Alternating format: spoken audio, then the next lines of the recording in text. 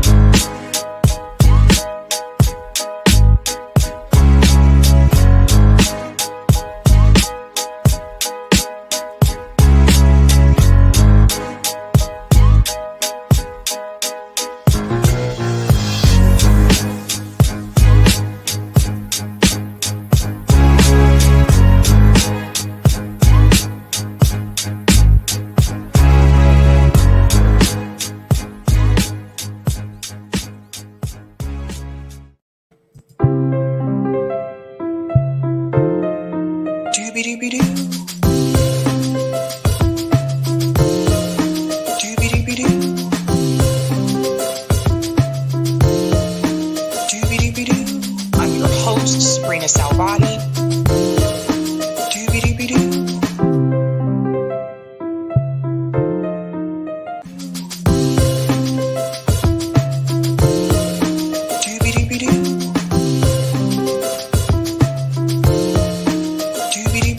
I'm your host, sabrinasalvati.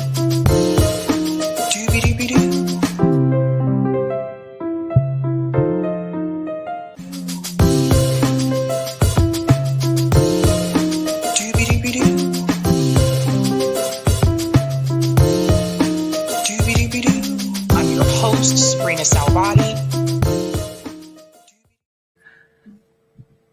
Okay.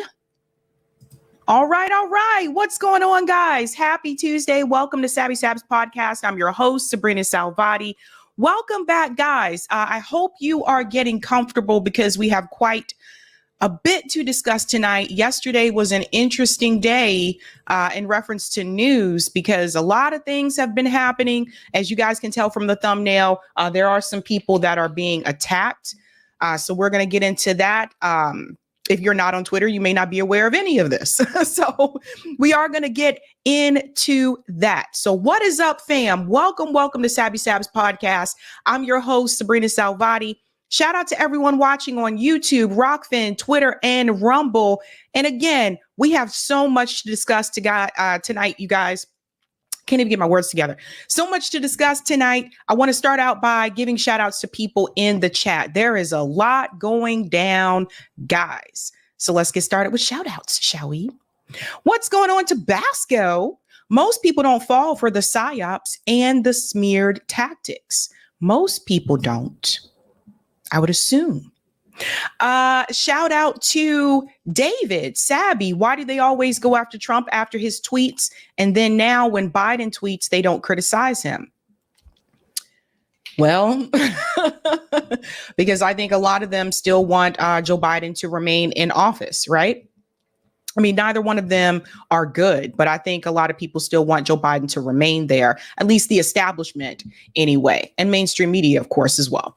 Shout out to Miguel says, the reason I'm not surprised a woman was elected in Mexico is because the two main candidates were women.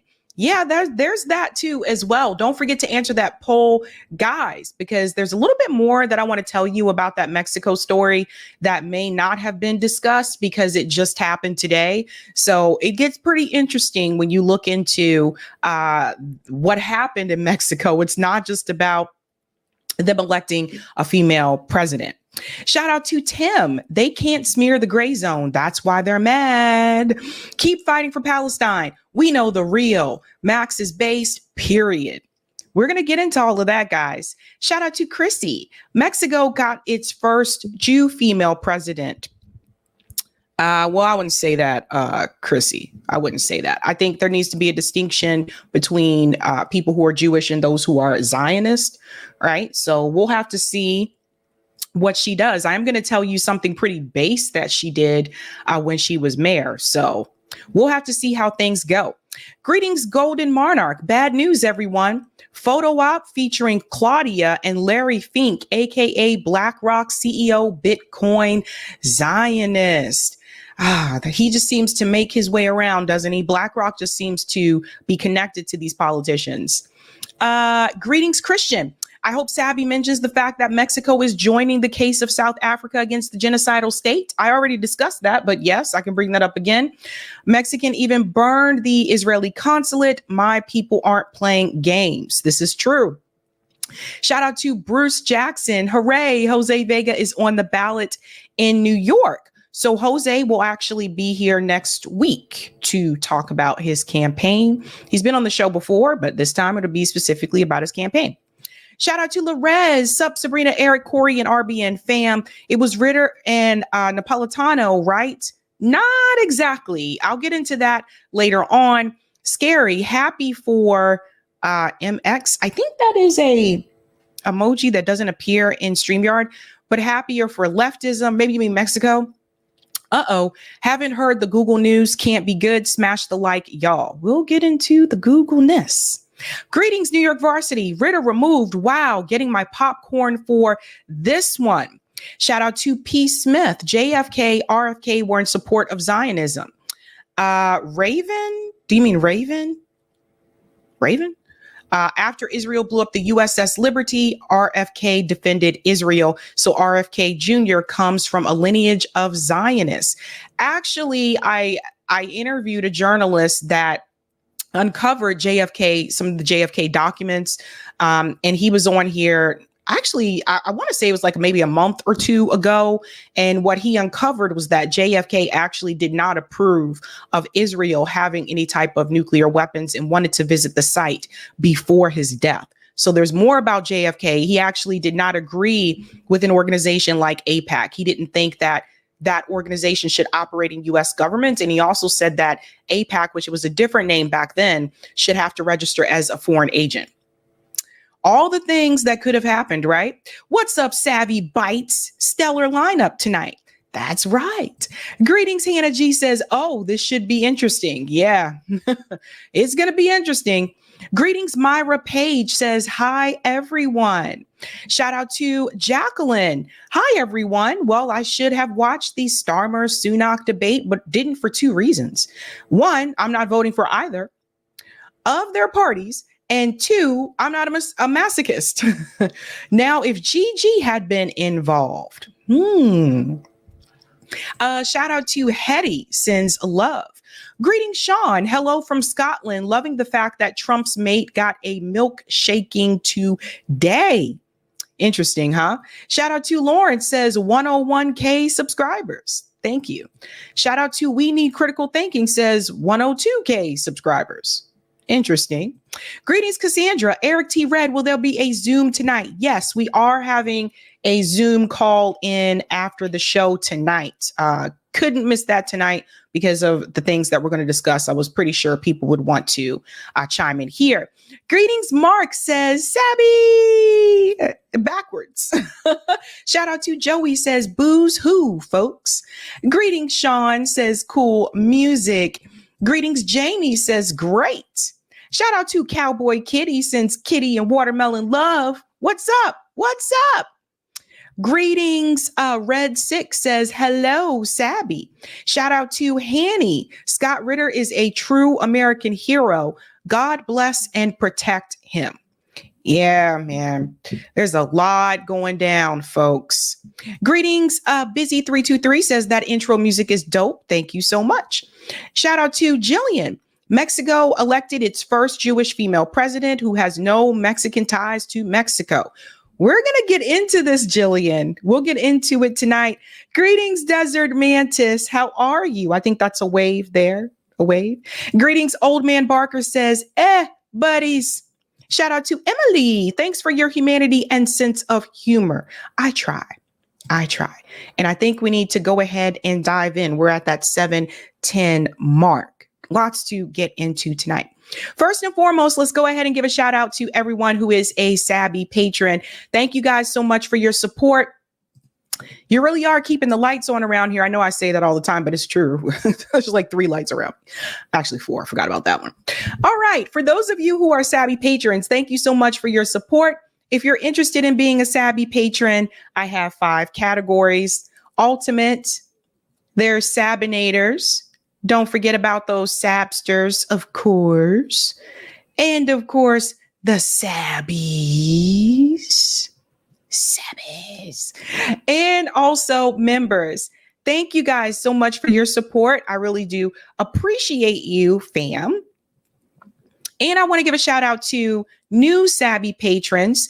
Over here, we call them newbies. Let's give it up for Michael Corkery and Hob. Like Madonna, just Hob. Thank you guys so much. Really appreciate all of that jazz. Well, shall we dive in? Shall we dive in? Yeah, let's dive in.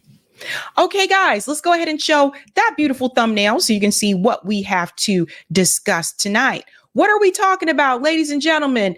The news heard all around the world. It's a big one. Tonight, we are discussing Scott Ritter removed. Holy smokes. This story came my way yesterday. A lot of people are up in arms about it. It is a hot mess. I got to tell you. I just realized the Twitter one didn't work. Okay. All right. Looks like we're live on Twitter now. Okay. Yes. Scott Ritter removed. We're also going to get into Max Blumenthal and Wyatt Reed smeared.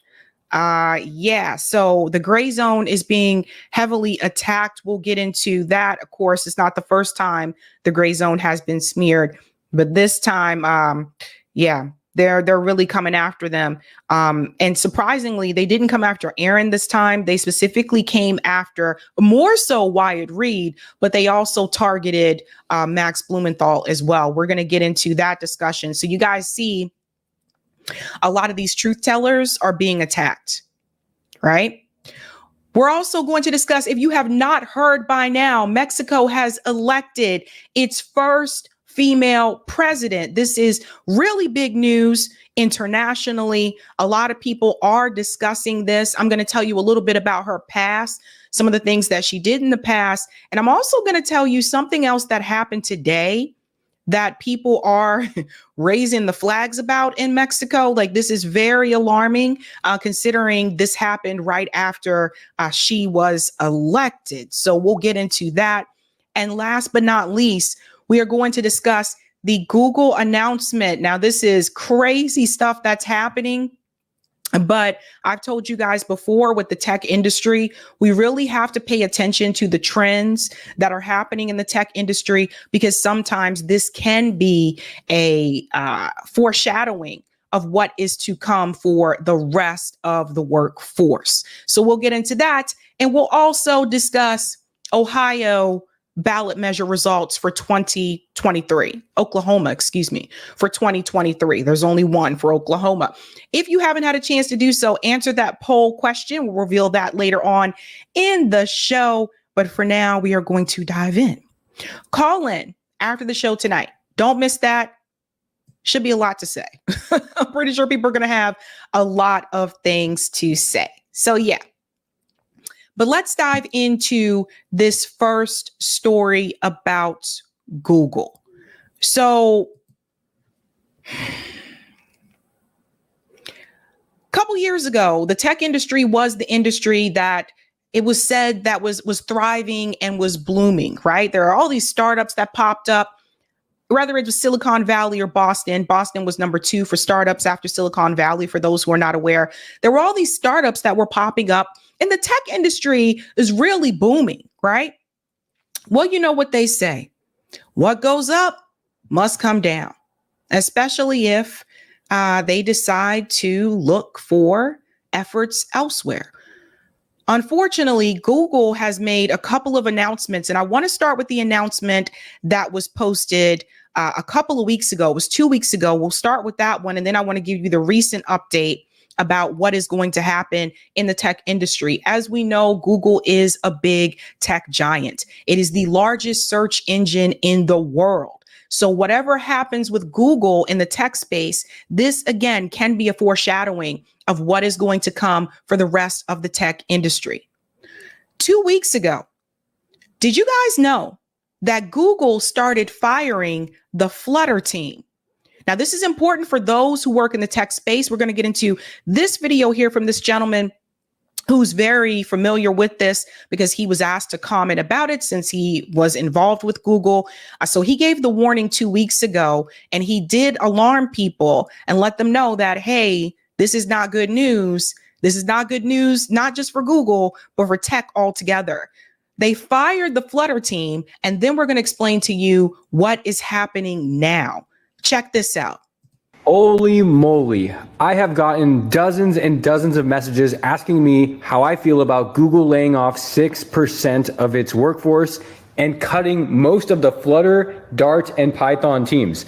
This is super concerning considering I'm one of the biggest Flutterflow advocates on the internet, on YouTube, and now Flutter just killed itself inside of Google. For those of you who don't know, Flutter is an open source mobile app development framework that's built and maintained by Google. Google built Flutter, which is a framework. A framework is a toolbox, and one of the tools inside of that toolbox is a programming language called Dart.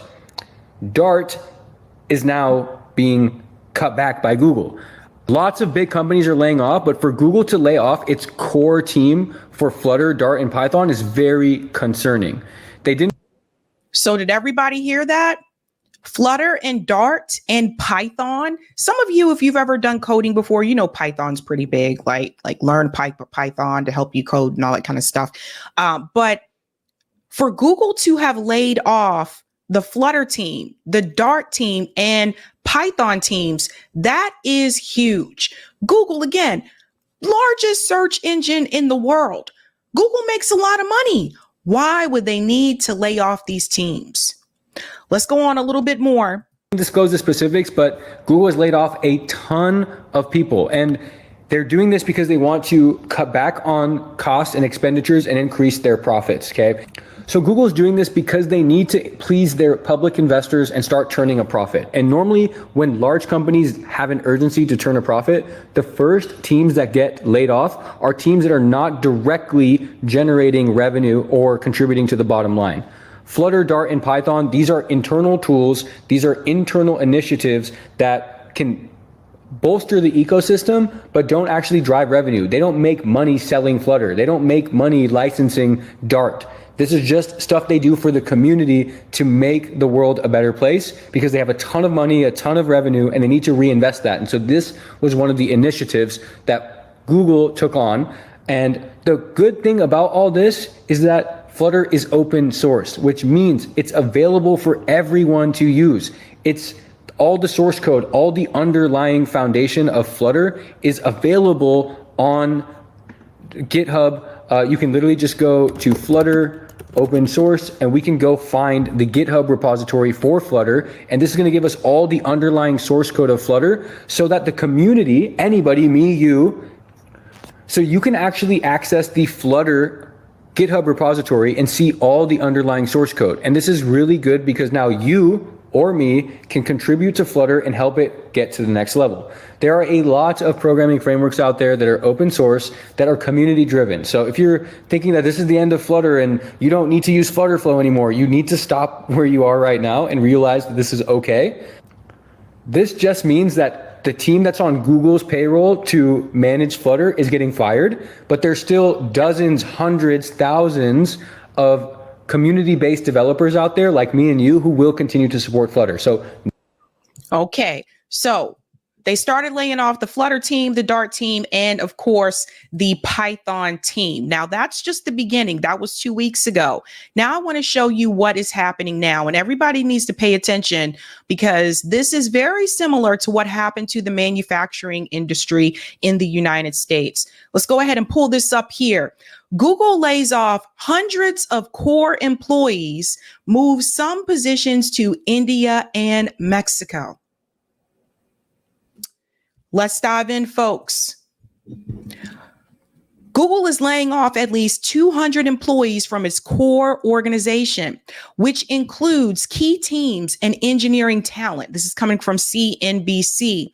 As part of the unit's reorganization, the company will hire corresponding roles in Mexico and India. So Google is not just laying off employees, they're also starting to outsource jobs. We saw this happen with the manufacturing industry. Those of you, your parents or your grandparents that grew up during that time when manufacturing was really thriving in the United States, back when most things were made in the United States, they can probably tell you what it was like back then. Like you could actually work at a factory.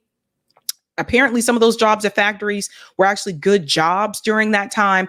But someone got greedy. The CEOs of these companies became greedy and they decided, you know what, I could actually make more money if I were to start outsourcing some of these jobs. Now, of course, that means that hundreds of employees at those companies, at those factories were laid off, but the CEOs didn't care about that. They just wanted more money for themselves, especially if it meant that they could increase production in a shorter time. Let's go into this a little bit further because, again, I think this is a warning to the tech industry. This is Sundar, by the way. He's the CEO of Google. The man that you saw on the thumbnail at the end, that is Sergey Brin. He's one of the co-founders of Google. I would like to reach out to Sergey and say, what happened here? Right?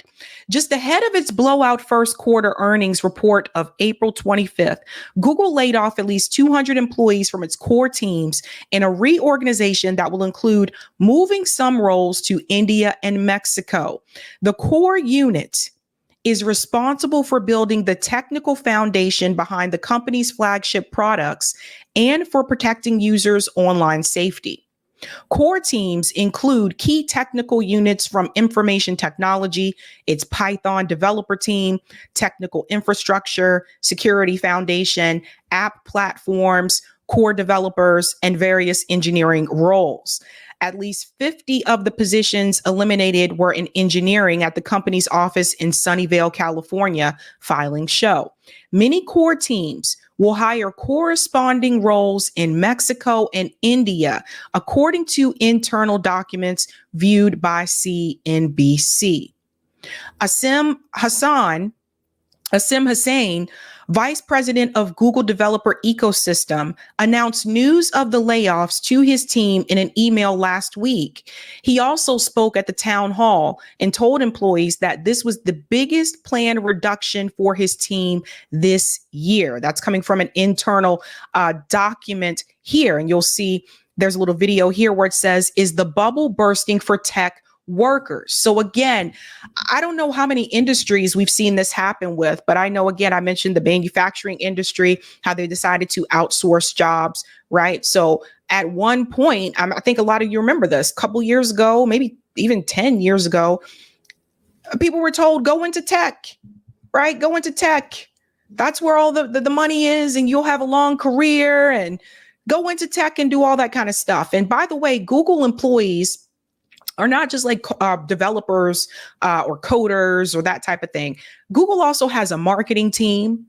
So there are people that work at Google that just do marketing. They have HR, just like any other company has HR. So we're talking about a lot of jobs that can be outsourced. Part of me wonders if the pandemic had a little bit to do with this, where a lot of these jobs could be performed remotely, and Google did give employees, or some of them, the option to work remotely indefinitely after the pandemic. And part of me wonders if it has something to do with that. Could be, could not be, but a big part of me would assume that this has to do with greed. How is it that the largest search engine in the world has to lay off hundreds of employees? Why is it that the largest, search engine in the world is choosing to outsource jobs? Didn't we learn anything in this country before about sending jobs to other countries and not keeping those jobs and retaining that talent right here in the United States? And what does this mean for the tech industry as a whole? Since Google is the biggest competitor, it's the largest tech giant out there, I would say. Does this mean that other tech companies are going to follow the same strategy that Google is doing? We already saw Indeed laid off hundreds of workers. What's next for these other software and tech companies? We intend to maintain our current global footprint while also expanding in high growth global workforce locations so that we can operate closer to our partners and developer communities. Alphabet has been slashing headcount since earlier last year when the company announced plans to eliminate about 12,000 jobs, or 6% of its workforce. This is following a downturn in the online ad market. Even with digital advertising rebounding recently, Alphabet has continued downsizing with layoffs across multiple organizations this year. Again, one of the things that I've learned during layoffs is that if employees can prove to the company that they can get the job done with fewer people, they won't refill those positions. That's capitalism for you. A little bit more here, and then we're going to make the connection to Marxism. It goes on to say, CEO Ruth Porat announced in mid-April that the company's finance department would undergo restructuring, entailing layoffs and moving positions to Bangalore and Mexico City. The company's search boss, Prahapar, told employees at all hands meeting in March that Google plans to build teams closer to users in key markets, including India and Brazil, where labor is cheaper than the US. Let's highlight this. You guys see what's happening here? Including India and Brazil, where labor is cheaper than in the US. These companies don't want to pay you a living wage. They don't want to pay these employees what they're worth. So they're willing to send these jobs to other countries overseas as well to get cheap labor. Again, the big warning for this was NAFTA. Different industry, manufacturing industry, but it can happen in any industry. And that's why when Eric sent me this story, this is why I said I have to discuss this tonight, because this is a alert for all of you. This can happen to any industry. Do not assume that your job is safe. Do not assume that the company that you work for, because they're doing well and they're making a lot of money, is going to retain all of these employees. We cannot assume that. But now we have to talk about the connection to Marxism. And who better to discuss that than Professor Richard Wolff? Let's bring in Professor Richard Wolff, because he's talked about this before, about outsourcing and the Marxist tradition. Here we go. To get more output for the same amount of time of effort, or to get the same amount of output with less effort. Either way, the relationship between the effort, the labor human beings do, and the product, food, clothing, shelter, or whatever, changes over time. And the minute human beings become more productive, an opportunity opens up for them, Marx teaches us, that didn't exist before. And here's how to express it. If you are more able to produce more in the same amount of time, or to use less time to produce the same amount as you did before, it becomes possible for you to have, here we go now, free time. You can call it leisure, you can call it whatever you want. But if you need an hour less than you used to produce what you need to survive, you can take an hour off and you'll survive. Because in one less hour of labor, you are still able to produce as much as you did before. So one way human beings can take advantage of rising productivity is with leisure. But there is, of course, a choice. You could decide not to have any leisure, to keep working just as long as you did, just as hard as you did before, but then you would get the benefit of more output, more than you need to survive. extra. You might even call that wealth. You can produce output you don't need to consume. Marx explains to us every society makes a decision if it's productive.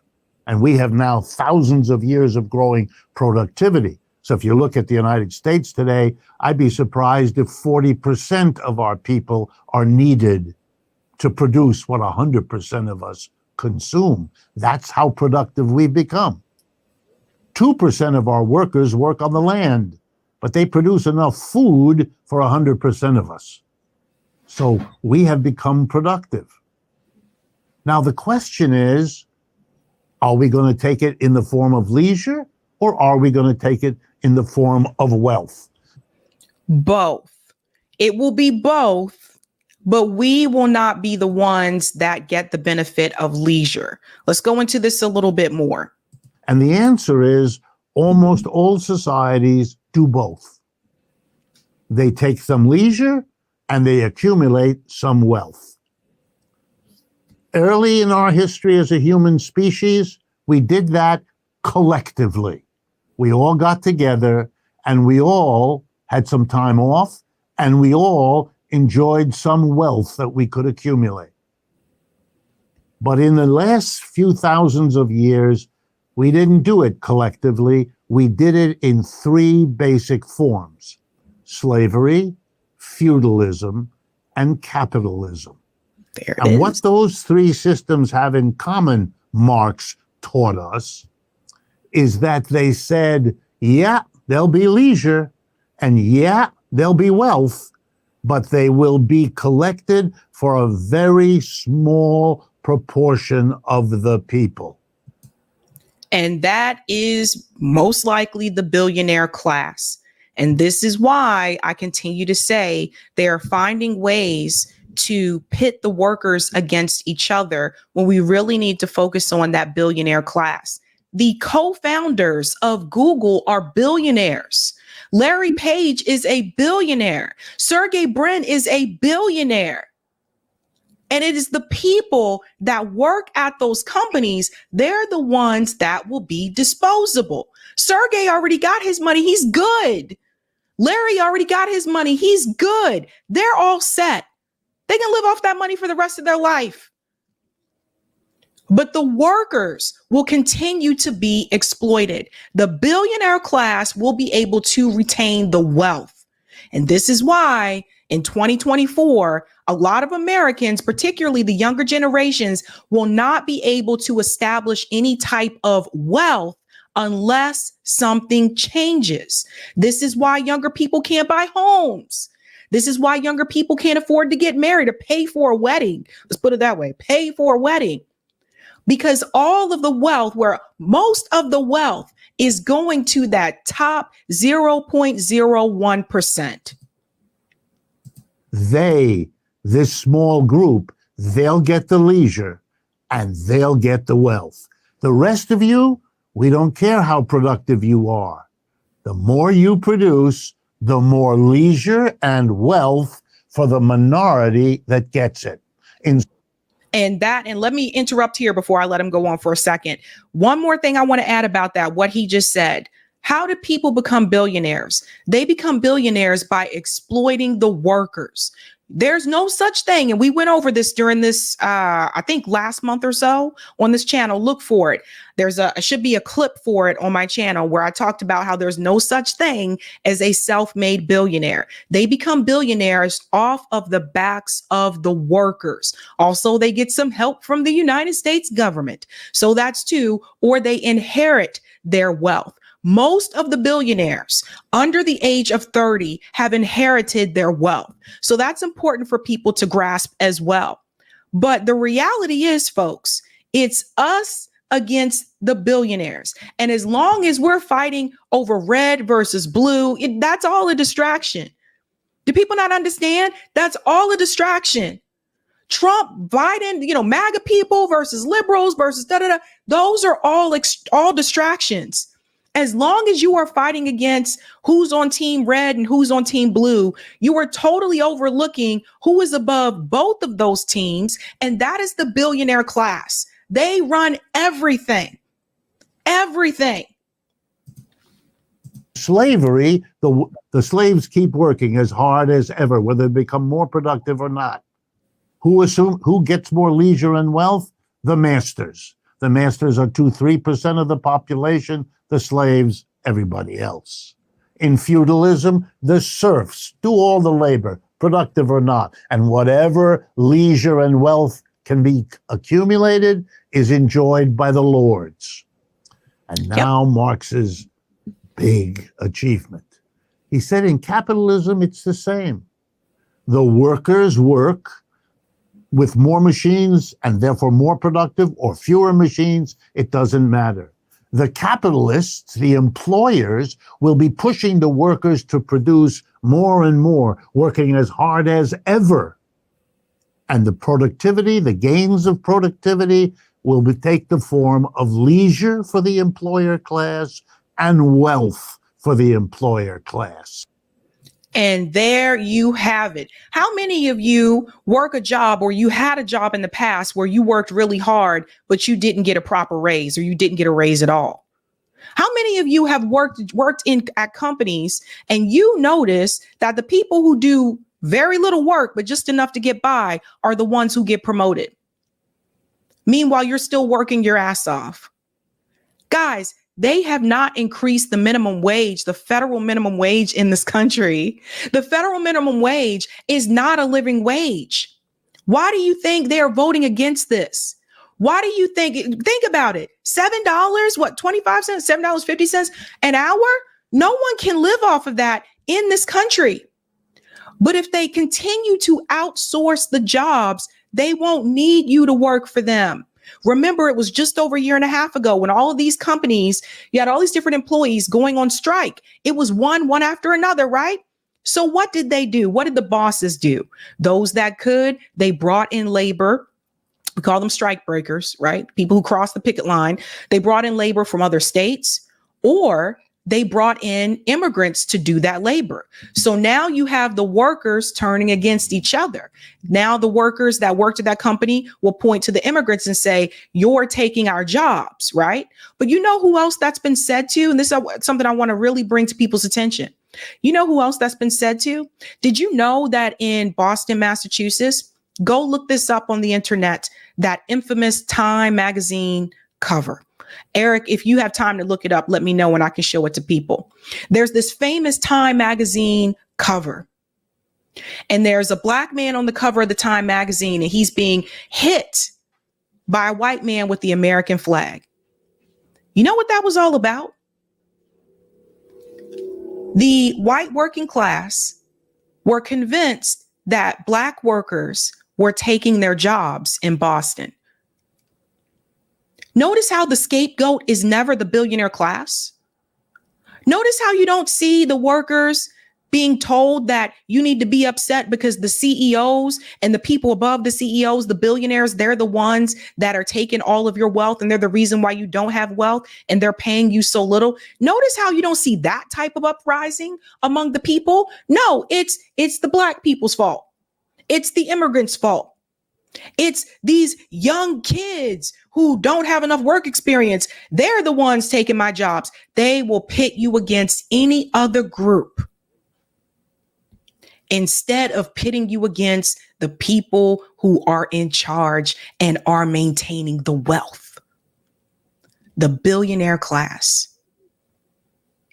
When you think about what Google has just announced, that they are sending those jobs to Mexico, to India, to Brazil, we will have yet again another manufacturing crisis, although this time it will be through the tech industry. And then you have to start asking yourself, what industry is next? You work in the healthcare field, you think you are a nurse and you can't be replaced, they can replace you too. I've seen nurses go on strike in Boston, and they have been replaced with nurses from other states. So we have to push back against the billionaire class. And for the love of God, do not applaud someone for becoming a millionaire. Mainstream media, a billionaire, mainstream media will tell you to applaud that person. They'll celebrate this and say it's good news. Taylor Swift just became a billionaire. This is so great for her. Rihanna just became a billionaire. Oh, we're so proud of her. There is nothing more shameful than being a billionaire because you got there because you exploited the workers. That is not something to celebrate. Pay attention to what's happening with Google, and we'll have to keep our eye on the other tech companies because 9 times out of 10, they're probably going to follow Google's lead. If they start to see they can get that labor cheaper somewhere else, they will. Then what happens to all those people that worked in the tech industry? What do they do? Where do they go? Let's go to some of the comments here. And I'll see if I can find that Boston, that Time magazine cover. Thank you, Jen. Break up with blue and red greed, corruption, and genocidal agendas. Jill Stein for humanity for president. Thank you so much for that, Jen. What's up, Rupert? Google, among others, fund the warmongering think tanks. A lot of companies do. A lot of them do. You'd be surprised. Thank you, CM. Hit the like button. Thank you. Thank you, Roger. Didn't go through back to YouTube chat. I don't know what that means, Roger, but welcome. Ruthie, Michael Moore spoke about the beginning of that practice in his biography. The Man I Am channel. Well, what's up? Said the man I am. Yep, mass layoffs are being implemented now. And this points to, again, lies that have been told by the Biden administration. When they tell you the economy is great and they created all these jobs, notice they're not mentioning all of the layoffs that are happening. Rachel said, plus AI is taking over. There's that too. Like I said, go to Google and you can search something and now there's an AI response to your inquiry. Isn't that interesting? Thank you, Roger. Anyway, are we ready to get serious about worker co-ops or what? And that's what Professor Wolf would say. Professor Wolf would lead it back to worker cooperatives. This is why, as long as you work for someone else, if you don't own part of that company, they can do whatever they want to you. Thank you, Santi. Whether Claudia Sheinbaum, Mexico president-elect, is Jewish or not, her heart and soul are Mexican. Shame on anyone who uses this as a way to defame and invoke suspicion onto her. Viva Mexico. Yes, excellent point, Santi.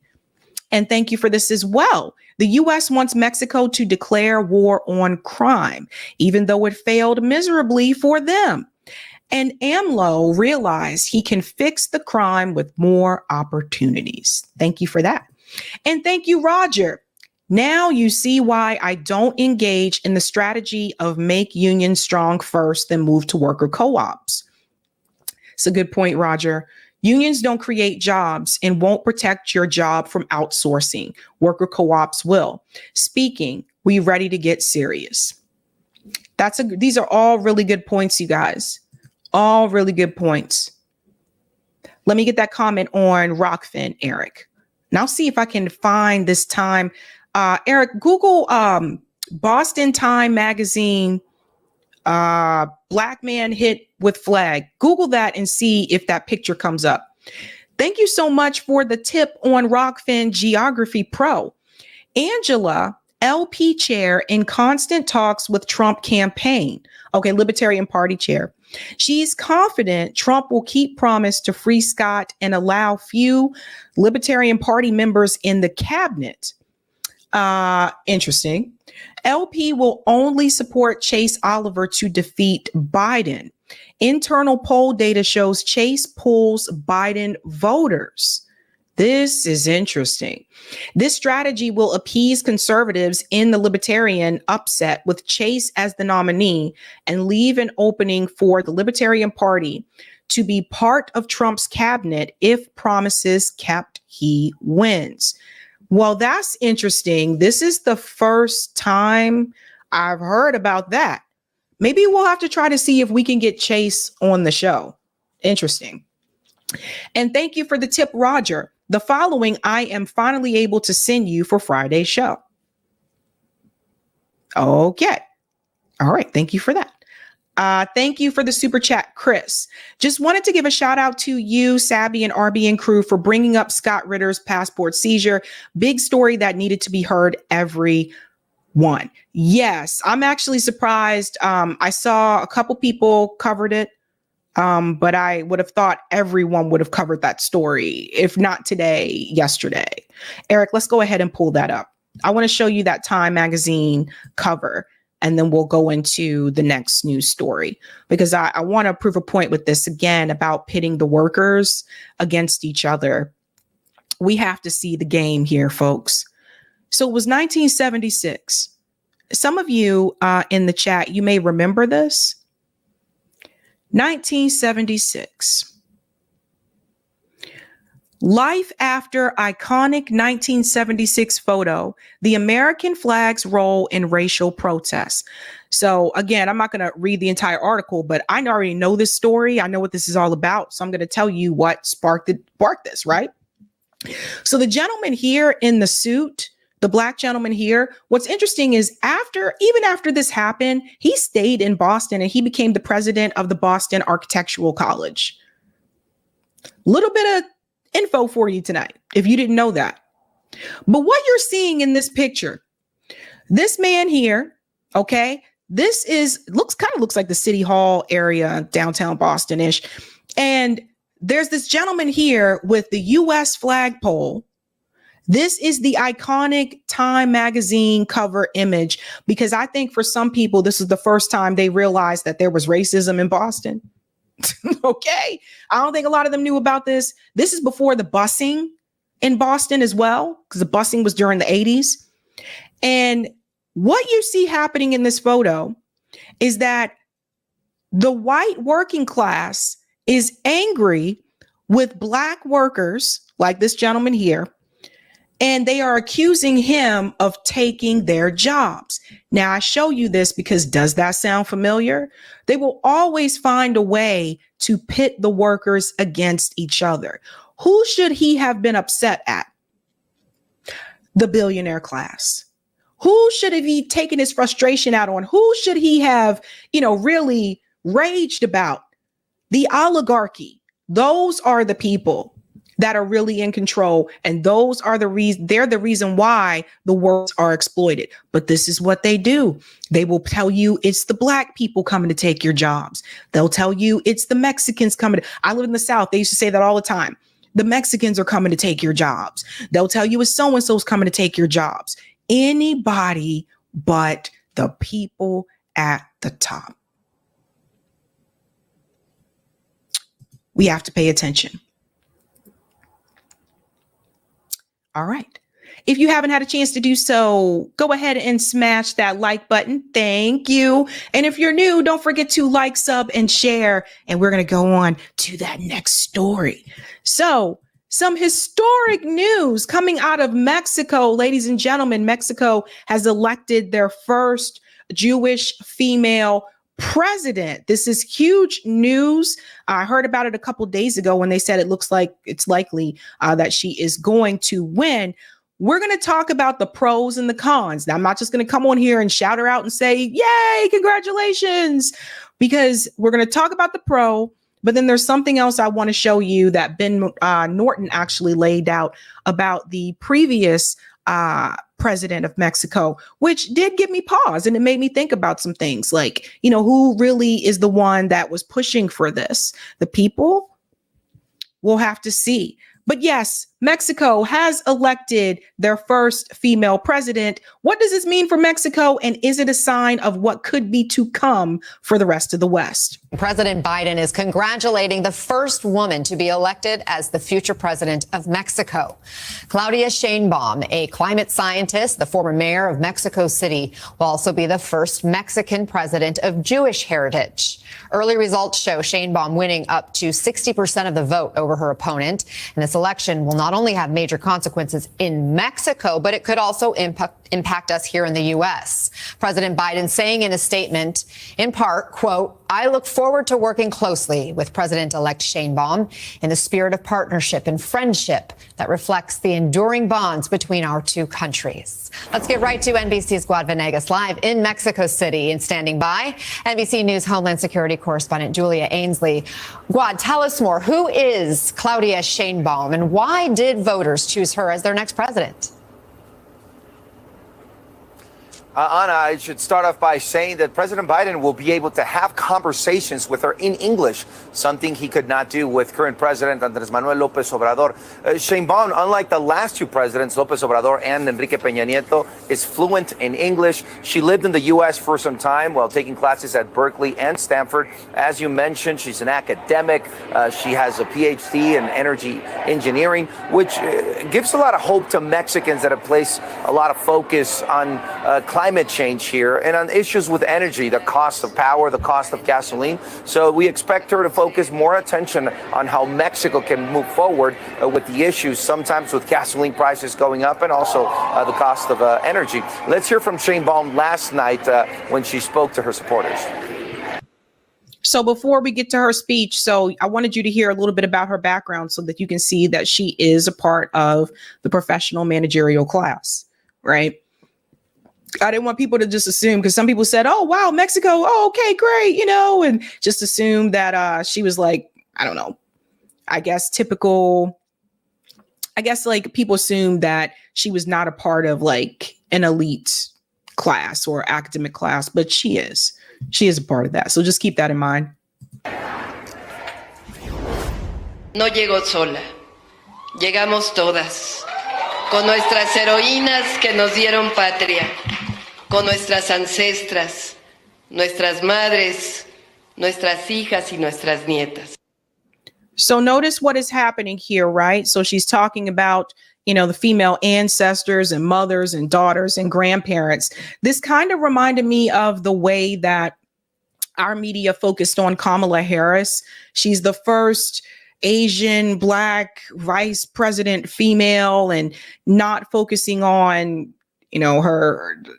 her past in reference to criminalization. We talked about this before when she was attorney general in California, choosing not to focus on the way she treated Black communities in California. And you see what we ended up being stuck with, right? Like Kamala does not seem to be a good choice as vice president. It just is what it is. They're doing the same thing with the president of Mexico. So someone mentioned it in the chat. I think it was Omar who pointed it out. Who cares about gender? I just hope she's a good person. Yeah. So what I hope is going to happen is that people don't get so hung up on the fact that she's a female and totally overlook what she's done in the past and who she is as a person.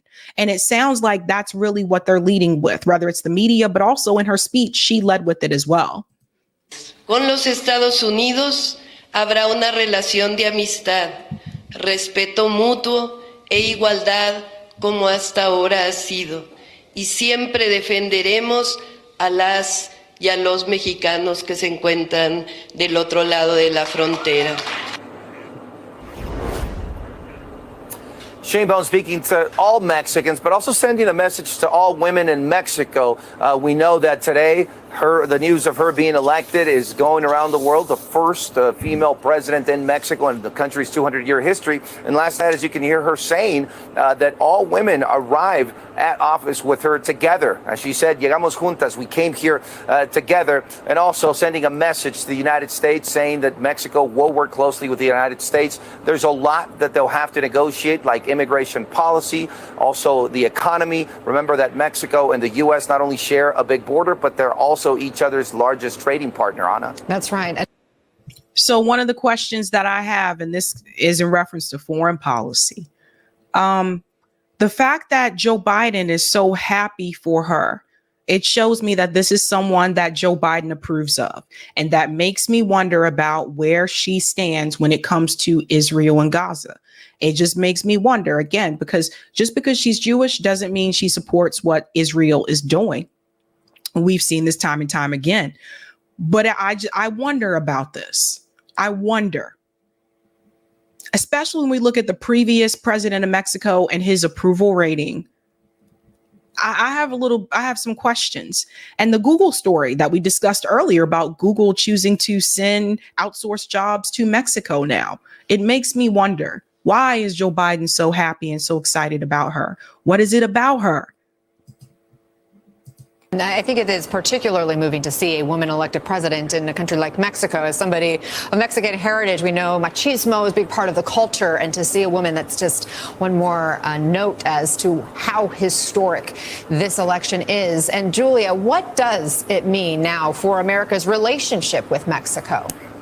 Well, it couldn't come at a more important time, Anna. As you know, we're expecting to hear as soon as this week something on executive action having to do with the southern border. And this policy, as we understand it, will rely heavily on Mexico to do even more than they've already done. We know over the last year, as we've reported here at NBC, the previous administration under López Obrador more than tripled the number of interdictions of migrants going north, most of those U.S. bound. And now with this new executive action, they could be asking Mexico to do even more to take back migrants who won't be allowed to cross the U.S.-Mexico border. Now, we know that in Mexico, they have repeatedly said under the López Obrador administration, which backed Sheinbaum, that they will work with whoever is president. They haven't wanted to come out strongly to criticize Trump or Biden. But we do understand from people within the Biden administration that there's really been a change in the way Mexico has been dealt with, really in a 180 from Trump to Biden, because the Biden administration says they treat Mexico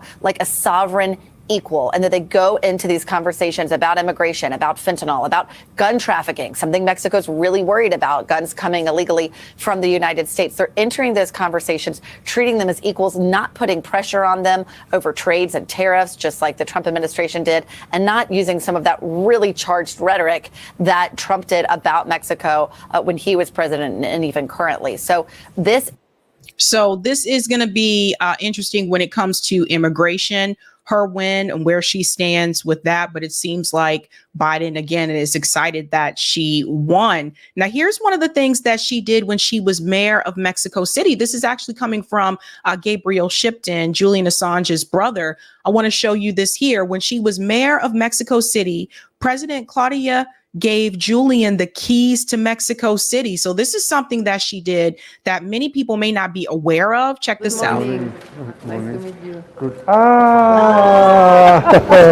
morning, good morning. Oh, it's good to see you. It's very good to see you too. Okay,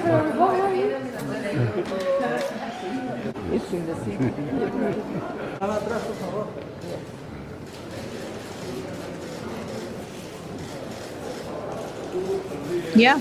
So that's Julian Assange's brother on the right. That's Julian Assange's father on the left. So that's cool. That's great that she gave Julian Assange the keys to the city. But the fact that the establishment is so happy about her win and she has received the stamp of approval from the media, it gives me pause. Because the politicians that the media tends to promote and that they praise are the ones that are part of the establishment, the ones that support the status quo. That's typically how it works. And they'll smear the ones that don't. I haven't seen any smears from mainstream media about her. They are applauding her for the most part. Now, Ben Norton pointing something out about the previous president of Mexico. And this gave me pause. Check this out. I did not know this. Ben Norton said Mexico's president, Andres Lopez, is one of the most popular leaders on earth with an 80% approval rating. 80% approval rating. Ben goes on to say that this is despite media smears and interventions by the U.S. government to try to destabilize him and meddle. So the U.S. government was not fond of Andre. But the people of Mexico apparently were. If he had an 80% approval rating, when's the last time you heard a president of the United States have an 80% approval rating? I sure as hell haven't heard that. So it gives me pause. Right? You know, the media didn't like him. They were smearing him. They love Claudia, though. Love Claudia. Listen to what Ben Norton has to say, because he said more about this. The president of Mexico, Andrés Manuel López Obrador, known as AMLO, is one of the most popular leaders on earth. And as he's finishing the final year of his 6-year term, he has an 80% approval rating. This is despite the fact that the corporate media has spent years lying about him, viciously attacking him, and the US government has constantly meddled in Mexico's internal affairs. The US government has funded opposition groups and has funded media outlets, which have constantly attacked AMLO, lying about him. And despite all of this, AMLO remains one of the most popular leaders on earth. This was revealed in a poll that was published this May by a US polling firm called Gallup. The polling firm surveyed Mexicans and found that 80% support AMLO. This is an increase from 67% in 2022. Gallup pointed out that this makes AMLO one of the most well-liked leaders in the world. And ever since Gallup began surveying Mexicans in 2006, no other Mexican politician has ever been as popular as López Obrador or AMLO. So these are just things that we should think about, because it does give me room to pause. Again, I'm not saying you should like her or dislike her, but I think you should look at some pros and some cons. And I always say on this show, we should always be free to ask questions. And that is one of the questions that I have. Like, obviously, someone with a very popular rating, but from what I understand, Andre apparently approved of Claudia. It makes me wonder if someone spoke to Andre. It was over a year ago I covered on this show that Mexico was considering joining BRICS. That fell through. Made me wonder who spoke to Andre. I don't know. But typically, when the media is smearing political leaders, when we start to do our own research, we start to realize, those leaders are not as bad as the media is saying, or the media has been lying about a lot of things. But it's typically leaders that the people really love. And you can see this now. So it makes you wonder again, because what did I tell you guys? Typically, the leaders that the United States loves are the ones that maintain the status quo, and also the ones that are approved by the banks, the ones that Wall Street likes, the ones the military industrial complex likes. So it makes me wonder, because Biden was a little too excited and happy to me. This is deeply ironic because the US government and the media outlets and opposition groups that it funds have claimed for years that AMLO is supposedly threatening Mexico's democracy. The National Endowment for Democracy, the NED, is a US government organization. It's basically a cutout of the CIA that was created supposedly to promote democracy in scare quotes, but in reality, it is used by Washington in order to meddle in the internal affairs of other countries. In the name of promoting democracy, it actually undermines democracy in order to support the interests of the US government and US corporations. And the NED published an article back in 2023 claiming how AMLO's Strongman Act is weakening Mexico. The media in Mexico has been spreading this ridiculous lie as well for years.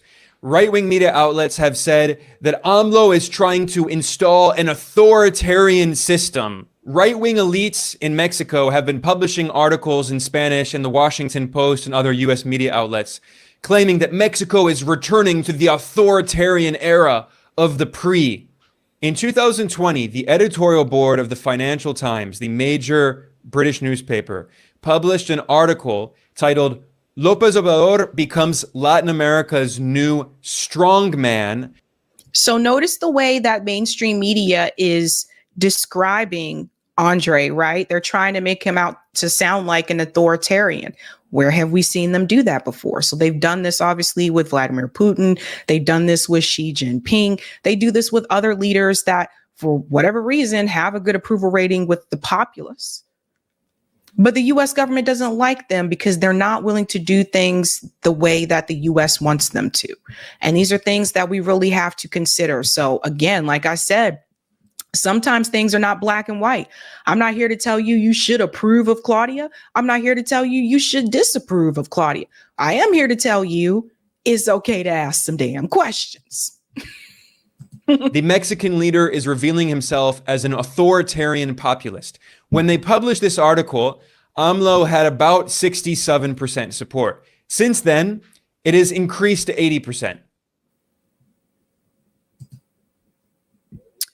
80% is quite a bit, but this story gets a little bit more cuckoo. Check this out. Did you know after Claudia won, this was reported earlier today, after Claudia won, apparently the mayor of Mexico was just gunned down. I kid you not. Peep this, fam. Woman mayor shot dead in Mexico day after Claudia's historic presidential win. This happened today. I don't know if it's connected or not, but we need to talk about this. The mayor of a town in western Mexico was killed on Monday, the regional government said, barely 24 hours after Claudia Sheinbaum was elected the Latin American country's first woman president. Officials say the mayor's bodyguard was also killed in the attack. This woman was gunned down. The Michoacan, I hope I'm saying this correctly, Michoacan state government condemned the murder of the municipal president of Quitoja, Yolanda Sanchez Figueroa. The regional interior ministry said in a post on social media, the murder of the woman mayor comes after Sheinbaum's landslide victory injected hope for change in the country, riven by rampant gender-based violence. The hell is going on? What is going on? So Sanchez was elected mayor in 2021, was gunned down on a public road, according to local media, with one outlet reporting she was shot 19 times outside of a gym. 19 times.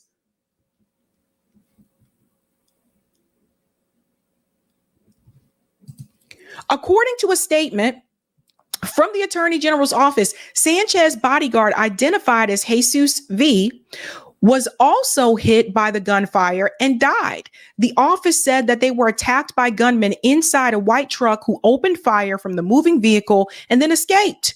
Her Facebook profile says she is defined by my preparation and the desire to make Quitoja a better place to live. Authorities have not given details on the murder, but said a security operation had been launched to arrest the killers. The politician was previously kidnapped in September last year while leaving a shopping mall in the city of Guadalajara in the state of Jalisco, which neighbors Mohican. 3 days later, the federal government said she was alive. This is wild, fam. According to local media reports at the time, the kidnappers belonged to the powerful Jalisco cartel New Generation, who allegedly threatened the mayor for opposing the criminal group's takeover of her municipality's police force. So it's like, yeah, Claudia won,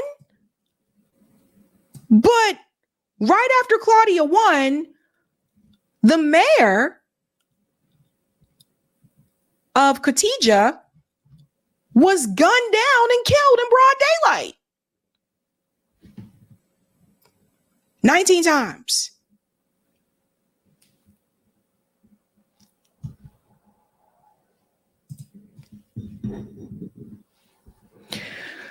So that was interesting. Let's go to some of the comments. I am just very wary of these world leaders that the US government is applauding and fond of and they love, because that means they're a part of the status quo. Makes you wonder, folks. Makes you wonder. Let's go to some of the comments here. If you are watching and you're from Mexico, how do you feel about it? Let me know. And don't forget to answer that poll question as well. I'm curious to see the results about that. Frank, first female president, doesn't matter if she is mainly establishment. Let's hope she isn't. Let's hope she is for peace. What's up, Miss Me With It? She is a Rockefeller Fellow, and she is the mayor of a 15-minute city, Mexico City. Omar, who cares about, I said that one, sorry. Thank you, Cup of Joy. That's why I encourage the idea of self-employment. It is easier to start than you think. Sabby is a great example. Everyone can do this. Don't let billionaires rule your life. That's easier said than done, easier said than done. Thank you, Marvin. Show me money behind you, and I know you are Mex. Show me money behind you, and I know you are Mex. I don't know what you mean, Marvin, but thank you. Thank you, Solomon. AMLO, number one, Claudia, she's going to be better. We'll see, guys. And thank you, Andre. Having lived in Mexico with my Mexican ex-spouse for years, I can attest to the popularity of AMLO. I live in Houston now. Interesting. It just makes me wonder if someone spoke to him, and you never know. It's like the Tootsie Pop. What is it? How many licks does it take to get to the center of a Tootsie Pop? The world may never know. All right, guys, let's go ahead. If you haven't had a chance to do so, smash that like button. Thank you. If you're new, don't forget to like, sub, and share. And we are moving into the next story, fam. Over the weekend, shit hit the fan. There has been another smear job against the Grayzone. Now, this time, the smear is not against Aaron or Max by himself. The smear is heavily coming after Wyatt Reed and Max Blumenthal, but more so Wyatt Reed. And it all started with this Washington Post article by Joseph Men. So you got to see this to believe it. And we'll get into the chitter chatter between Grayzone members as well. It all started with this Washington Post article. News site editors ties to Iran. Russia shows misinformation complexity. So check this out. So this article was written June 2nd this year. Joseph Men. Man, I tell you, they are really desperate for it. Desperate. Now, they did issue a correction. We'll get to that later on because that's connected to something else. So let's start here. See, I'll make it a little bit bigger for you. I want you to be able to read along. Okay. A top editor at an online news site aimed at Americans who worked extensively for Russia's Sputnik also has taken money from Iranian government-owned media, according to newly unearthed documents, a sign of how widening geopolitical alliances are making it harder to identify and trace foreign influence operations. Let's get into it here. Hacked emails and other documents from the Iranian government funded press TV show payments of thousands of dollars to Wyatt Reed, a writer who is now a Washington-based editor for the online publication Grayzone. So let's highlight this part here. Iranian government funded press TV show payments of thousands of dollars to Wyatt Reed. Okay. So the first question that I have for you guys is this. If that is the case and they do have that information, why didn't they show that information in the article? Hacked emails and other documents from Iranian government-funded press TV show payments of thousands of dollars to Wyatt Reed. How come they did not show any of that email exchange which shows those payments?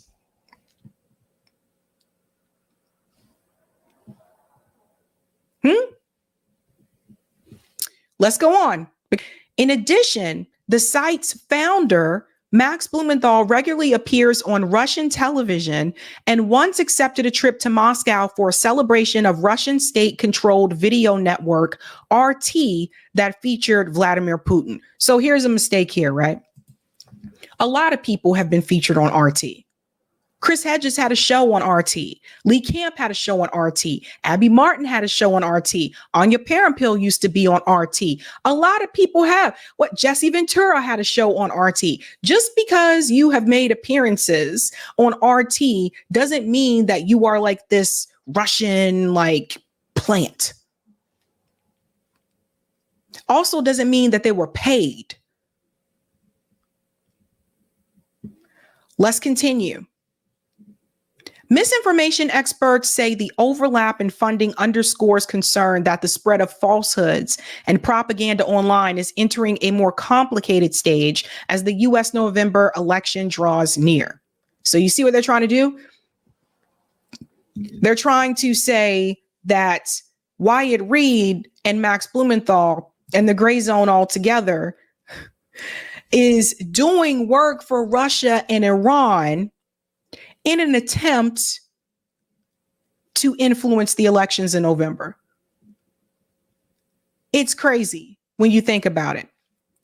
What you are reporting is, I think, the most practical example of convergence we've seen, where you have someone who has deep ties to Iranian state media working for an organization that we also know is a destination for narrative laundering from Russia.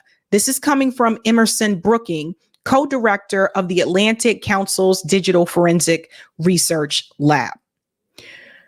The Press TV files, much of them in Persian, were released on Telegram in 2022 by a self-proclaimed hacktivist group called Black Reward, but the files received little attention then.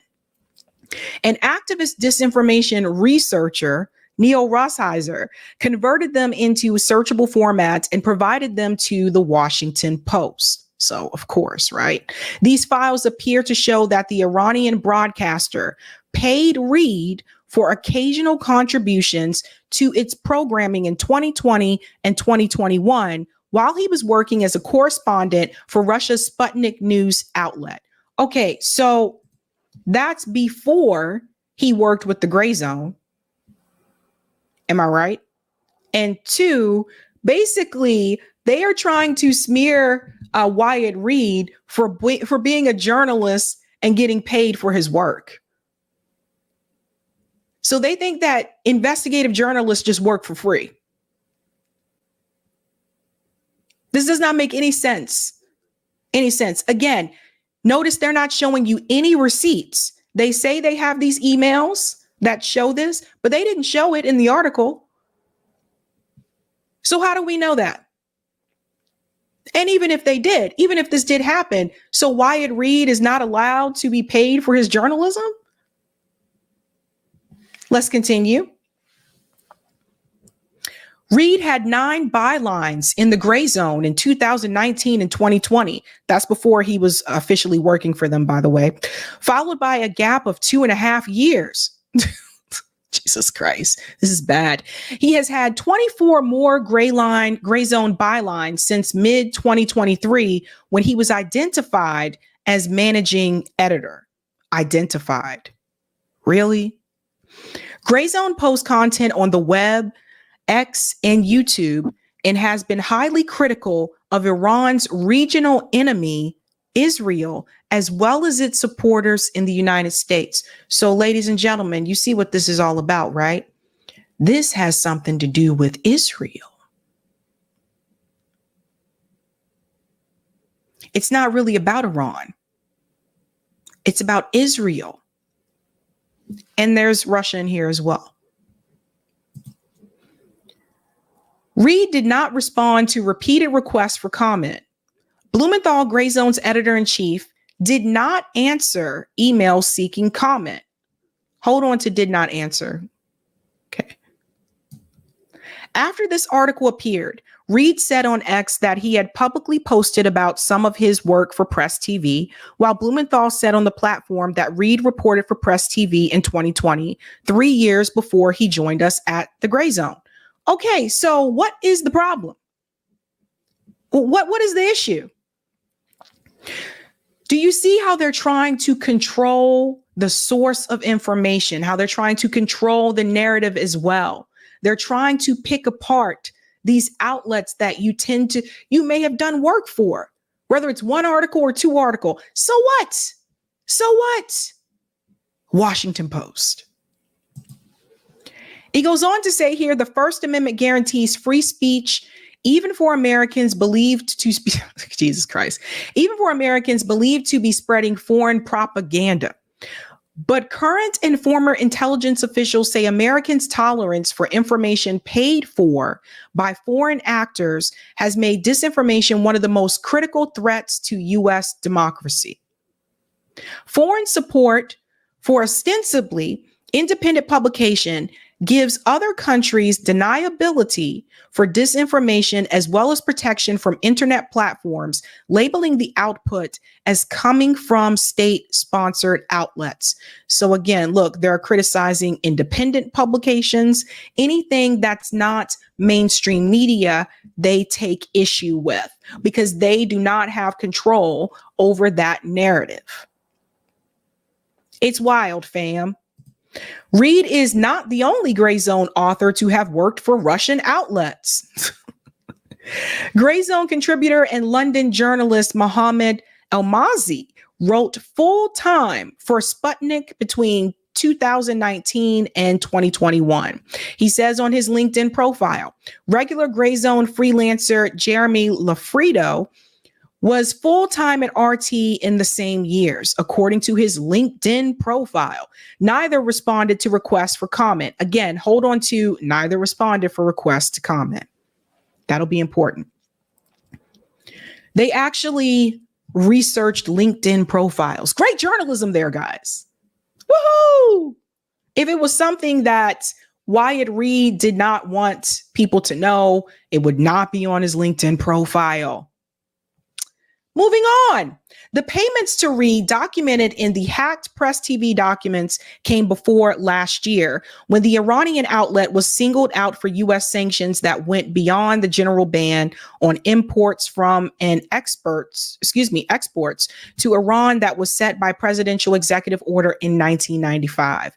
But Press TV's parent state-owned Islamic Republic of Iran Broadcasting was specially sanctioned in 2013, which attorneys said automatically barred transactions with subsidiaries without special permission.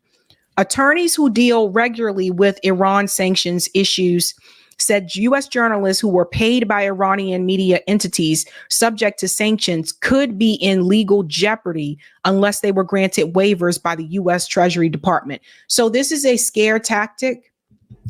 This is an effort for them trying to scare Wyatt Reed and Max Blumenthal. That's what this is. They're trying to, you might be in legal trouble. Oh, yeah, because that always works, right? That scares the bejesus out of people.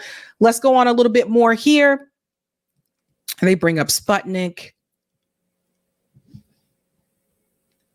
Beyond writing hundreds of articles for Sputnik, Reed went to occupied Ukraine as an international observer and the widely condemned post-invasion referendums on whether residents wanted their territories to be annexed by Russia. Okay, didn't Sean Penn go to Ukraine? Didn't Sean Penn go to Ukraine and make an entire documentary about it? So it's okay for Sean Penn to go to Ukraine, but it's not okay for an investigative journalist to go to Ukraine. Let's move on. Everything I've seen so far has been very transparent, very open. He was quoted by Russian government news service TASS there. While there is no evidence that Iran and Russia discussed their payments to Reed or others, the combination makes it harder to say which country is pushing for or rewarding any particular narrative. I want to highlight this again. While there is no evidence that Iran and Russia discussed their payments to Reed or others,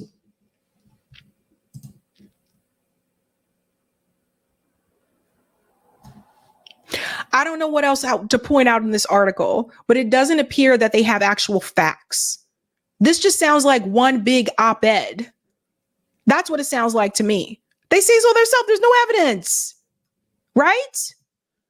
So it goes on to say Russia in the past has paid freelancers who did not know where their salary was coming from. It is increasingly common for social media influencers to boost government-backed themes and content, as well as being boosted themselves for doing so. So again, this article here by Joseph Min is a smear piece about Wyatt Reed and also Max Blumenthal at the Grayzone. We'll come back to that article about the correction that they had to make after they got, brutalized on Twitter. Now, Aaron actually does refute one of the statements in the article here. He said, I emailed a correction to Joseph Min and his Washington Post editors hours ago and have yet to hear back. Joseph is the first self-identified journalist I've ever come across to write about a subject and then take no interest in taking their calls or responding to their messages. So in the article, Joseph said that Max and Wyatt, the Grayzone, basically chose not to respond. Here's Aaron telling you that no, they did reach out. This is a smear piece. That's what it is. Now, he is responding to Matt's tweet here, and I want to make sure that's the one I want to go to. The tweet is a slimy. Yeah. Matt responded and said, this tweet, as well as the first line of Min's slimy, spook-inspired WAPO hit piece, are false. Top leaders of the Grayzone have not taken money from Iran as well as Russia. And the contents of his article do not substantiate that claim. And that's another thing I pointed out. Eric and I were talking about this yesterday because I called Eric about this yesterday and I was like, they said that they have these emails. How come the emails are not featured in the article? Not even a screenshot, not a little snippet. No. Smear piece. He goes on to say the article only says Wyatt Reed reported for Sputnik and Press TV before he worked for the Grayzone and deploys sleazy innuendo to imply a connection between us and Iran that does not exist. Now, technically, some would say that Max and Wyatt could probably sue Joseph Min for libel.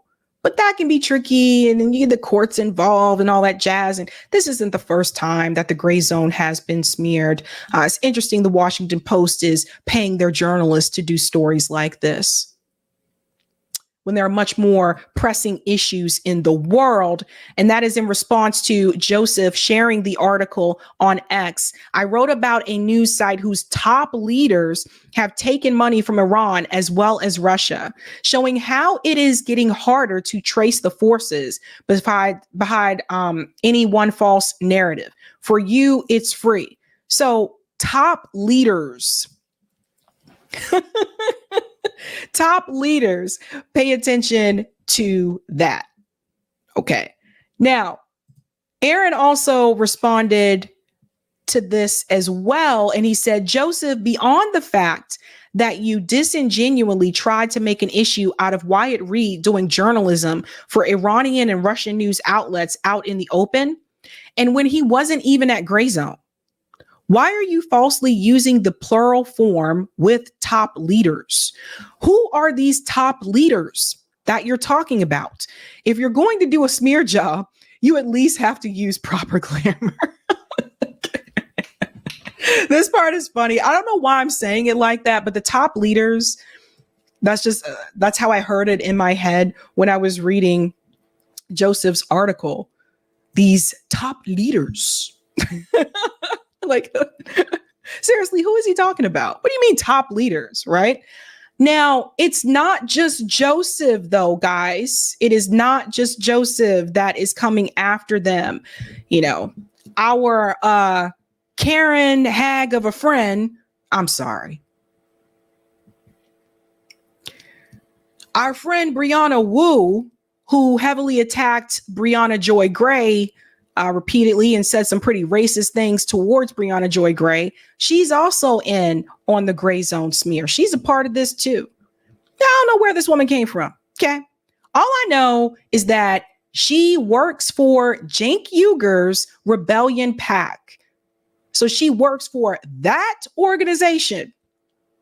And I don't see Cenk Uyghur coming in. I tagged him too. I don't see Cenk Uyghur coming in. I said, Cenk Uyghur, come get your girl.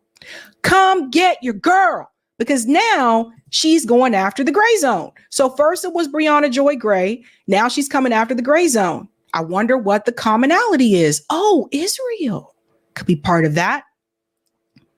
She goes on to say, I really don't want this story to be lost. Why is that?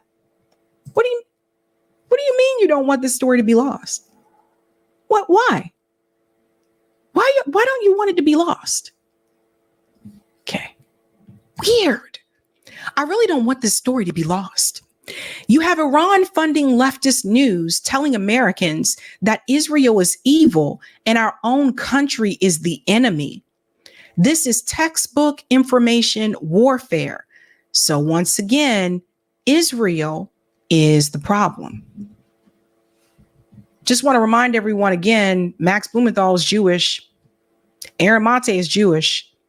I don't know about Wyatt. I don't think Wyatt is. I haven't heard Wyatt say he is. But you see what it all comes back to? Coming back to Israel. So here she is getting in on the smear piece, and she's sharing this tweet from Kareem Rifai, where he says hacked documents reveal the Grayzone managing editor, Wyatt Reed, received thousands of dollars in payments from Press TV. So you see how the smears work. One person shares it, and then another one shares it. So there's Brianna Wu trying to get people to jump in on this and to come after them, heavily just going after people. And I'll show you again, if you go to her page, you'll see Executive Director of Rebellion PAC. Again, that is Cenk Uygur's organization. Former candidate for U.S. House in Massachusetts. She's also a software engineer. So this woman, she's in my state, and it sucks. She's in my state, but she's in Dedham. So I don't usually go to the Dedham. So it's rare that I would run into her. Thank God.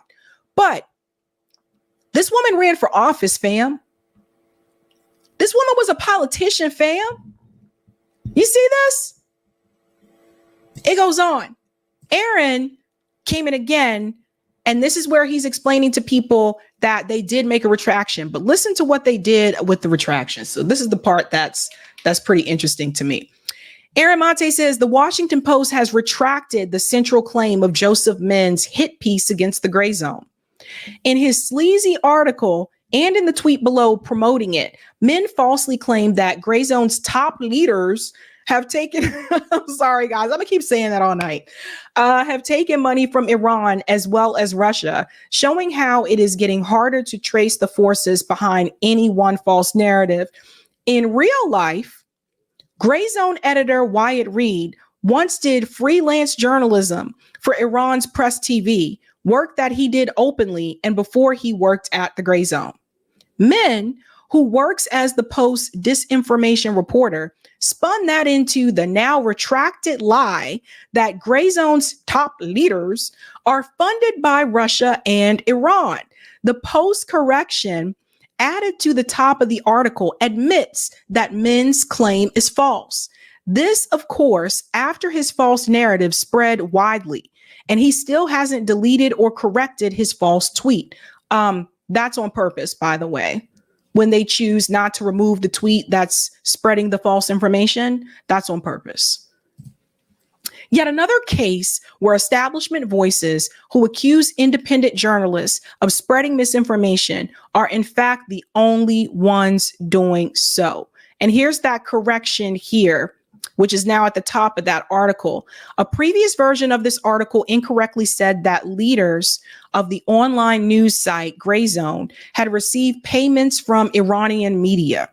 According to recently unearthed documents, the documents show that only one of the site's editors received such payments. the article has been corrected. So he still doesn't make the full correction correctly because he's still saying that one of the journalists received the pay. This is a mess, man. Then Aaron comments on the correction and says the post correction is still inadequate and false. The correction says that the original article incorrectly said that leaders of the online news site Grayzone had received payments from Iranian media. But the original did not just falsely say Iranian media. It falsely said that Grayzone leaders have received money from both Russian and Iranian government media outlets. So men in the Post still have not corrected their lie that we received money from Russia. Imagine writing such a sleazy hit piece that even your correction is false. And that is because, ladies and gentlemen, the entire plan was just to smear the Grayzone. It wasn't about actually attempting to get these facts right. Like I said, if you received email that shows you that there were payments made and you had access to the emails, why didn't you post a screenshot of the emails that show those payments have been made if it was as you said it was?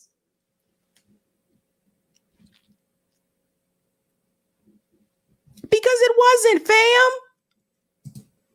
What a hot mess. What a hot mess. That's a smear piece. They're really coming after people that have a different opinion, or they're heavily critical about Israel, critical about Ukraine, especially if you've been to those countries. And that's going to lead us into the Scott Ritter story.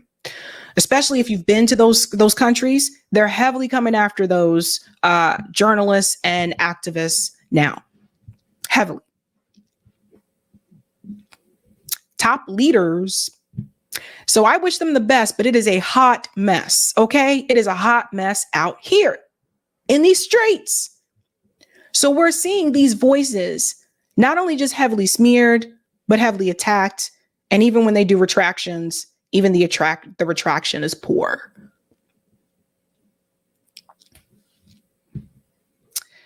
Interesting. Let's go to the comments here. Thank you for the super chat, Lorez. Thumbs up. Show you're going to cover auto draft registration TN. I don't know what that means. I don't know what you mean. Oh, thank you for this. Oops, just checked pick and title, listening to the show. Okay, thank you for that. Thank you, Free the World. There are hundreds of MSM smear pieces on Claudia. You are dead wrong. For every positive one, there are 10 against. AMLO supports her and the people too. Take it as you may. Take it as you may. I tell people on the show to ask questions. Yes, I take issue. I look some kind of way if I'm sitting up here telling you, oh yeah, Joe Biden approves of her, so she must be great. Oh, she's probably part of the status quo. It just is what it is. Dwayne says no evidence. Thank you. And thank you for this as well. Free the World. Claudia didn't win because she is a woman or ID politics. She won because she ran a fantastic class-based populist campaign and is very close to AMLO. Thank you so much for that. It is what it is. Okay, guys, if you're new, don't forget to like, sub, and share. And if you haven't done so by now, smash that like button, answer that poll question. We'll show that towards the end of the show. Let's get into the Scott Ritter story. Yesterday, something happened to Scott Ritter, and it was everywhere yesterday. For those of you that are on Twitter, you've probably already seen this. But what was really weird to me is that last time Scott Ritter was on the show, he announced that he was going to be heading to Russia. The reason why he was going to Russia was for the St. Petersburg Economic Forum, right? So this is like a big deal in Russia. And there were a couple people that he was supposed to meet there, like Fiorella, I think, was going to be there. Tara Reid was going to be there as well. Judge Napolitano, I believe, was going to go. We'll get into what happened with him because there's been some corrections there with his story, but he wasn't there either. We'll get into that. But when he was here, I asked him about that because I was a little concerned given what happened to Tara Reid. So Tara Reid went to Russia. She's still in Russia. She has not returned to the United States. She just spent, I think, her first Christmas in Russia. And remember why she went there? She went there because she was actually publishing different translations of her books, or her book was being translated into multiple languages. Then she received information from Congressman Matt Gaetz that she should not return to the United States because, you know, she would probably be detained, right? Because she has the case against, or she's been pushing for a case against Joe Biden, etc. So Tara Reid is still there. So while he was here, he mentioned that he was going to be going to Russia this summer. And I asked him, do you think, you know, are you concerned about what would happen? So let's flash back to that, and then we'll move forward with what happened yesterday. I asked you this question. I know you said you're going to go visit Russia in June. Are you concerned that you may be detained when you try to come back to the United States? And I'm asking just because I know that's happened to Fiorella, and I know Tara Reid is in a very troubling position right now. She is kind of stuck in Russia, went there for a book tour, and then was told by Representative Matt Gaetz that if she were to return to the United States, that she would probably be detained. Are you concerned about that, or are you just kind of like, whatever, fuck them? Well, I mean, I have a family and I have responsibilities. So the last thing I want to do is end up being detained. And this will be my third trip in a year. I went last May for a month. When I came back, I was stopped for a number of hours and questioned extensively before they returned my passport, shook my hand and told me, welcome to America. I went again in December and January for a lengthy tour that took me through some controversial areas like the Donbass and Crimea. I gave a speech before 25,000 Chechen soldiers that got a lot of attention. So I thought for sure I was going to get some special treatment. They made me sit down for an hour, handed me my passport, shook my hand, said, welcome to America, welcome home, and sent me on my way. This trip, there's nothing controversial about it, which probably means they're going to shoot me upon arrival. But there's nothing controversial about this trip. I'm literally going, we're going to go to 16 different cities throughout. The motto of this trip is from the Pacific Ocean to the Baltic Sea and everything in between. And we are going to places that most Americans won't have heard of. And that's why we're going to expose Americans to this. We're going to meet with Russians, have town hall meetings. We're going to introduce Americans. We're reaching out to peace activists across the country to get a list of people who would like to have Russian pen pals. In each city, we're going to find Russian families, and we're going to match them up with American family. We're going to have a satellite hook up there and let the first call be on us, put them together, let them talk, and then we're going to try and create this connectivity that needs to be happening so that people stop fearing Russia and Russians stop fearing America. Yeah. So the purpose of the trip was actually to promote peace. But unfortunately, Scott actually never arrived in Russia because Scott Ritter was removed from his plane yesterday when he was on his way to Russia. So some of you saw me post this tweet. You were like, what the hell? What is happening? Where did this come from? I tweeted this yesterday. State Department confiscated Scott Ritter's passport after forcing him off the plane. So some of you reached out to me after you saw this and you were like, what the hell is happening here? Like, where did you get this? So again, like I'm not psychic. Sebastian, this is why Pisces folk are psychic. I'm not psychic. I just had a feeling. I was concerned that there would be issue because of what happened to Tara Reid, right? So she's, Fiorella's been detained too as well, but Tara Reid still can't come back to the United States. So that's just why Tim though said you did. Damn, I just had a feeling, right? But I actually saw it from Sputnik's site here, and they were the first outlet I saw announce it. And it said, U.S. State Department forced Scott Ritter off plane to Russia, confiscated his passport. So that was my first news about it. And you can see a little bit from here, but I'll show you because he was on Ask the Inspector and he goes into a little bit more detail. As I was boarding my flight out of New York, I was pulled aside by 3 CBP officers who seized my passport. When asked why, they said orders of the State Department. So that would include all the people that you see, the Matt Miller, the John Kirby, like those fellows who stand up in front of an audience of journalists and lie every day. No further information was provided. My bags were removed from the flight and I was escorted out of the airport. And that was coming from Scott Ritter. He added that his passport was not given back. He said he will appeal the decision. So Ritter believes U.S. authorities are afraid of his participation in the St. Petersburg International Economic Forum. So let's go ahead and hear from Scott Ritter himself, because he did talk about this on Ask the Inspector.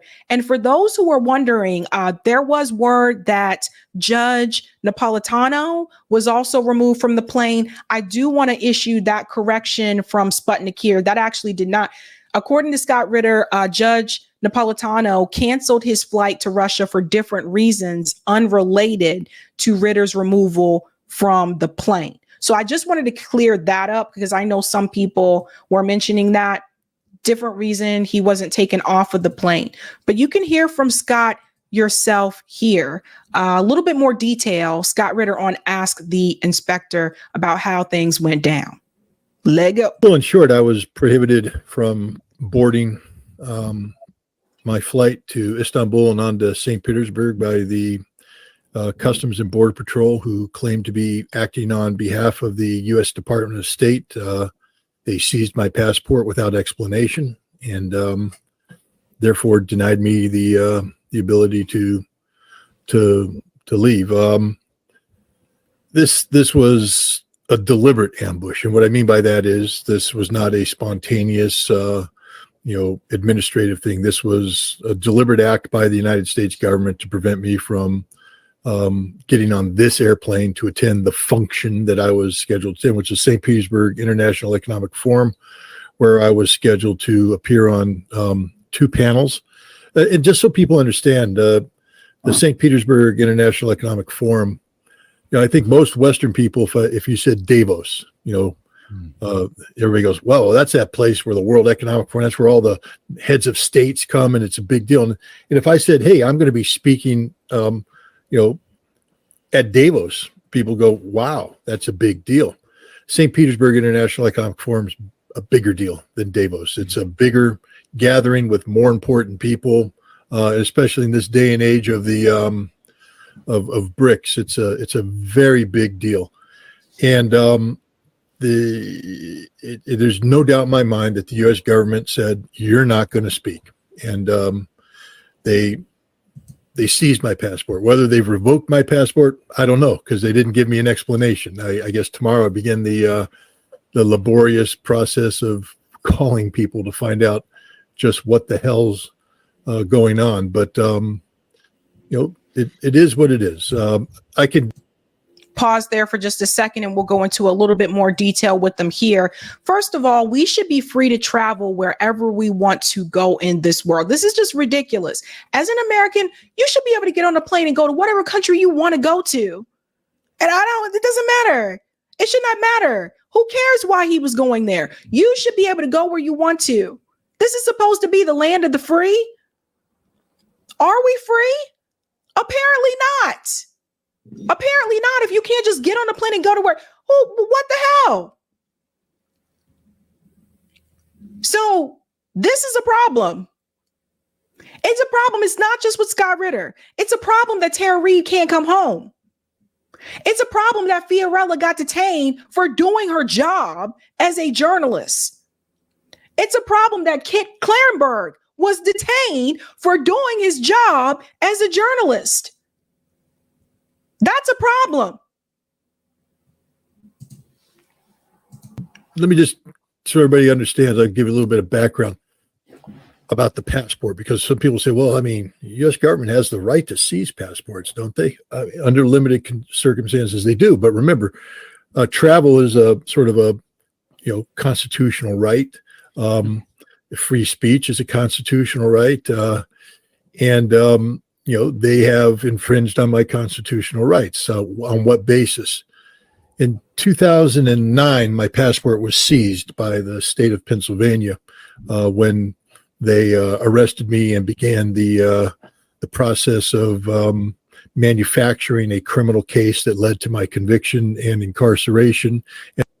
And Scott has talked about this before. For many people asking about that, Scott has spoken about that before. I'm not going to put that on YouTube though, so let me go forward just a little bit more here, because I know how YouTube can be about that. But the feds and the State Department, they've come after Scott Ritter before. I'm actually going to show you another clip of when what do you call it? Joe Biden, I almost forgot his damn name. God damn. When Joe Biden actually confronted Scott Ritter many years ago. And you may not have seen this video footage before, but you are going to see it tonight. It's the U.S. government notification of my travel within 21 days of leaving. This is a legal requirement. If I don't do this, it's a felony. You go to jail for a long time. Now, you said within 21 days. Did you mean to say no less than 21 days? No less than 21 days. Yeah. I mean, if I submitted on 20 days, I'm in violation of law. Right. So I habitually submit them around the 28-day mark just to be safe. And I do this. I get a signature from the police officer certifying that he's received this. And then I get 3 copies. I leave one with him. I keep one myself as I travel.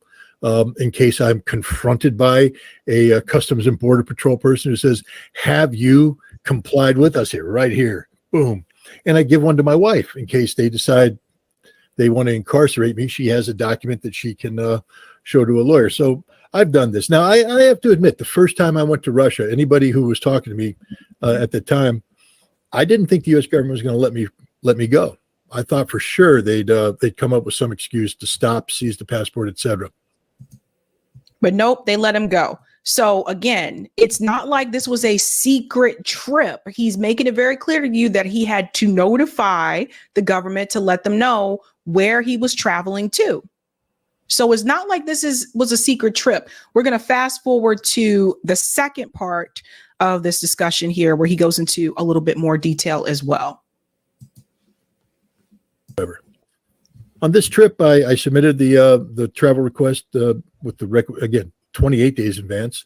The only thing I can think that was different on this trip is I'm scheduled to go to the Moscow International Security Conference in August, but because of the late return, we were coming back on July 20th.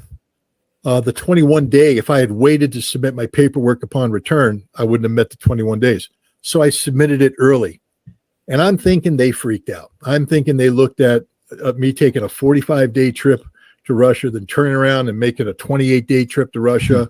They saw St. Petersburg International Economic Forum. They saw Moscow International Security Conference, and they said, shut this thing down. Moscow is an international city. I mean, a lot of people have been to Moscow. It was just really weird to me. But I totally get what he's saying about the day limit, because I'm thinking about that for just a second. The point that Scott's trying to make is he had to do the request earlier this time around, because obviously he's supposed to be back there in August. So he would not have been back in time from this particular trip to submit the paperwork again, to have that 21-day gap that he needs for approval to get back there in time for August. So he went ahead and turned it in early. And that is what he believes may have, signaled a concern for them or whatever, right? Let's go on a little bit more. And that's what they did. They took my passport. They shut her down. I'm in violation of no laws. I've done nothing illegal. I've done everything up front, on board, etc. They were afraid of what I was going to say at St. Petersburg, not just what I was going to say, but where I was going to say it. And it's not just the panels that I was going to be on. The St. Petersburg International Economic Forum provides a giant megaphone to the whole frickin' world. It is basically the incubator for BRICS. BRICS was I'm supposed to go there in October too. Maybe they don't want me to attend that, but so I was doing the trifecta this year. St. Petersburg, Moscow, and BRICS. But this forum is the big deal. This is the big event. This is where everything's going to be established, set up, prepared for BRICS. And being on stage, having access to the media. I mean, the amount of media attention that would be garnered by speaking there would have just taken whatever message was being put out there and just blown it way out of proportion. And there's 100% certainty the U.S. government said no, because they could have shut this down anytime they wanted to. I mean, if whatever excuse they're coming up with, they could have shut it down back in last year when I went the first time. Yep. Thorough review of my passport, thorough review of my documentation. They didn't shut it down. They could have shut it down in January when I came back from visiting the new territories. Thorough review of my passport, thorough review of the documents. They didn't shut it down. They shut it down now. Why? St. Petersburg International Forum, and we were going on a 40-day tour that scared the crap out of them. So those are very good points that Scott Ritter just raised there. Like, why didn't they ever shut this down before? Like, it's not like it's the first time he would have been going to Russia. He has been there multiple times before. So yeah, that is very interesting. You know, Scott Ritter is a very outspoken individual. He's spoken up heavily about this war between Russia and Ukraine. He's also criticized, Israel, and he's been to Israel. So he's talked about, some of the good things he remembers about Israel, and then based on like some of the bad things, like what's been happening with Gaza and with the West Bank as well. He's very outspoken, but you also have to remember Scott Ritter was an intelligence officer. And so the U.S. government and the State Department in particular, they look at Scott Ritter with a side eye. They see Scott Ritter as a traitor. That's how they look at him. And you'll see a little bit of that in just a second. But some of the people that were supposed to be there. So Tara Reid, she's disappointed she didn't get to see Scott. She said Scott Ritter was to be on the same panel with me in St. Petersburg Economic Forum. His passport has been seized before he could leave for Russia. What is happening, America? This is not freedom of speech. No, it's not. I mean, it's just crazy. Man, I remember this, okay? Back in the day, you didn't need a passport to go to Canada. Back in the day. Apparently, after September 11, that changed. I mean, we share the same continent, fam. We share the same continent. But for them to come and get on the plane and pull you off of the plane and seize your passport, I hope he's able to get his passport back or apply for a new one. But that's not American. These are not American values. Let's talk about this. When we say we're the home of the free and the land of the brave, these are not American values. And over time, we've seen it doesn't matter what administration is in the White House. It doesn't matter if it's a Republican administration or a Democrat administration. We are seeing our rights slowly being stripped away from us as the years go by. This is not American, period. And that's how you need to look at it. But you have to understand, again, they don't like Scott Ritter. You can just go back to this video of when Scott Ritter stood in front of Senator Biden back before he was sleepy and confronted him about the war in Iraq. Remember, Scott Ritter was a weapons inspector. He was an intelligence officer. He called out the U.S. government about the lies they were spreading about the Iraq war. They don't like people like that. But look at what they did to people they got rid of Phil Donahue. They canceled Phil Donahue's show because he spoke out against the war in Iraq. That's how crazy these people are. That's how bad they are. Anything to keep the war machine going. So this is Scott Ritter in front of Joe Biden. And I want you to see the way that Joe Biden spoke to him. This is September 3rd, 1998. I believe this is 1998. Listen to this. believe these really reflect his views? No, sir, I do not. My time is up. Thank you, Mr. Chairman. Thank you, Mr. Chairman. I envy your position. I sincerely do. I envy the ability to have such clarity on this issue. Let me ask you a question. Do you think you should be the one to be able to decide when to pull the trigger? No, sir. Isn't that what this is about? If you adopt the position that any time you are denied, your particular, and there's 4 groups out there, and inspectors, you're the group you headed, anytime you are denied, that ipso facto requires the United States and the Security Council to act on what they said they would do, which is to use whatever means necessary to take on Saddam Hussein so you can get into that particular facility. Is that not correct? Is that not your position?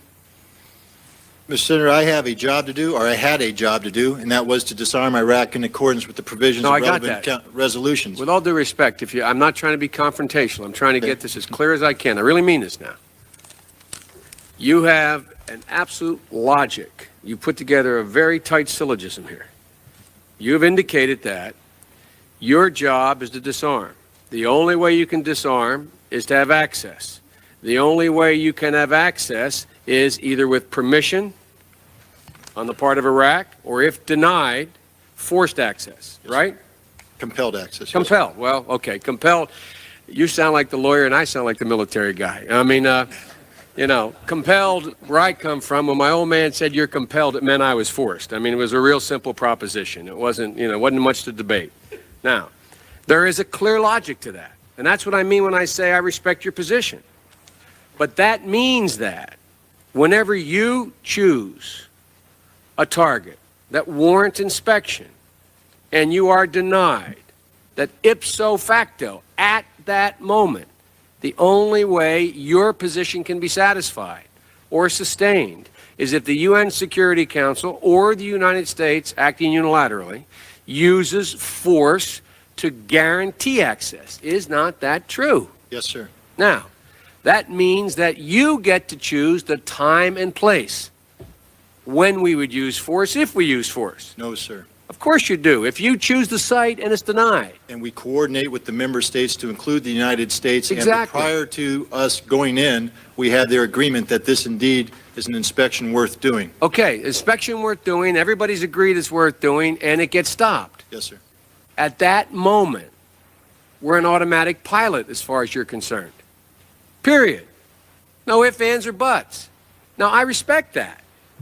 When I look back at these old videos, I just shake my head and I just say to myself that Joe Biden was always an asshole. Joe Biden was always an asshole.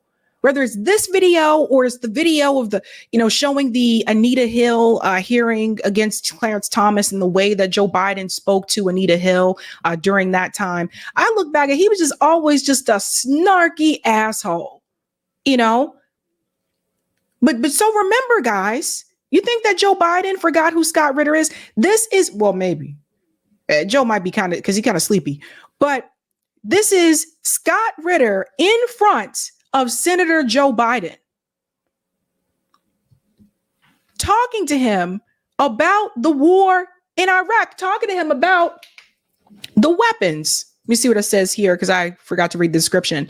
Watch Joe Biden in 1998 mock U.S. weapons inspector for opposing the Iraq war. So again, because Joe Biden wanted the war to happen. All these lies that our government told us. But now it seems to me the Secretary of State might have a slightly different problem. Secretary of State might be sitting there and saying, now look over there on that side. Now, I remember so-and-so and so-and-so and so-and-so, and the 12 people on this side, they're all the ones that said they didn't want to use force. Now, I'm going to have to go tell the president now that we should, or Secretary Cohen, unleash whatever it takes to get it done. And our military assessment is the same as the majors. The majors' assessment is, privately held but publicly acknowledged later, that airstrikes alone aren't going to do this. Saddam's not going to cave on this. So, now here's the deal. I recommended the president have at it and let the chips fall where they may. A reasonable position for the Secretary of Defense, the Secretary of State to take. But I respectfully suggest, Major, I respectfully suggest they have a responsibility slightly above your pay grade. Slightly above your pay grade. To decide whether or not to take the nation to war alone, or to take the nation to war partway, or to take the nation to war halfway. That's a real tough decision. That's why they get paid the big bucks. That's why they get the limos and you don't. In other words, what he's trying to say to Scott Ritter is that I feel like you're looking into things that you shouldn't look into. No, but as his job as a weapons inspector, remember when Scott Ritter talked about this the first time he came on my show, what did he explain? He explained that he knew there were no weapons of mass destruction for Saddam Hussein because they had already removed all of that stuff. So he knew they weren't there. And Joe Biden is sitting here and basically saying to Scott Ritter, you shouldn't have been looking into what you were supposed to do, which was your job. That's what he means when he says it's above your pay grade. But Scott Ritter wanted to do the right thing. And I think what a lot of us have realized along the way is that the U.S. government doesn't want you to do the right thing. The U.S. government doesn't want you to look into to see if things are ethically or if they're morally sound. They want you to nod your head and do what you are told. I mean this sincerely. I'm not trying to be flip, because I think, and that's why I said at the outset, the reason why I'm glad you did what you did, we should come to our milk. We should make a decision. But in terms of whether the Secretary of State has no more to consider than you do as the arms inspector, you didn't get in, didn't get my job done, get me in. Period. You made the deal, right? That's the deal. A deal's a deal. Get me in. Scott Ritter, I'm ready to go. It's not how it works. Now, maybe it should work that way. But wouldn't you acknowledge that if you were President of the United States or the Secretary of State, you'd sit there and say, now, okay, old Scotty boy didn't get in. We said he should get in. We want him to get in. It's important that he does get in. They're not going to let him in. So what are we going to do now? We know that France and Russia aren't going to be with us. We're quite confident China's not. We've already run those traps. They're not there. We're not sure where the United States Senate is, but have at it, boys. Go get them. And by the way, Scott and the boys say air power's not enough. I think it's a legitimate debate, Major. I think it's a legitimate debate. But I don't think we should be putting it in the context of you have somebody up there at state saying, look, how can we weasel out of this agreement? We want to let this guy out there hanging. We're not this. It's a very practical political decision. Same kind of decision General Powell made. Same kind of decision President Bush made. Every president, every Secretary of State has to do it. Like I said, they get paid more than you. Their job's a hell of a lot more complicated than yours. They may have made the wrong decision, and you brought it to light. We should address it. We should say straight up where we are, and we should do it. And for that, I thank you. But it's above your pay grade. I yield. Joe Biden, such a just a conniving, just an asshole, just a complete asshole.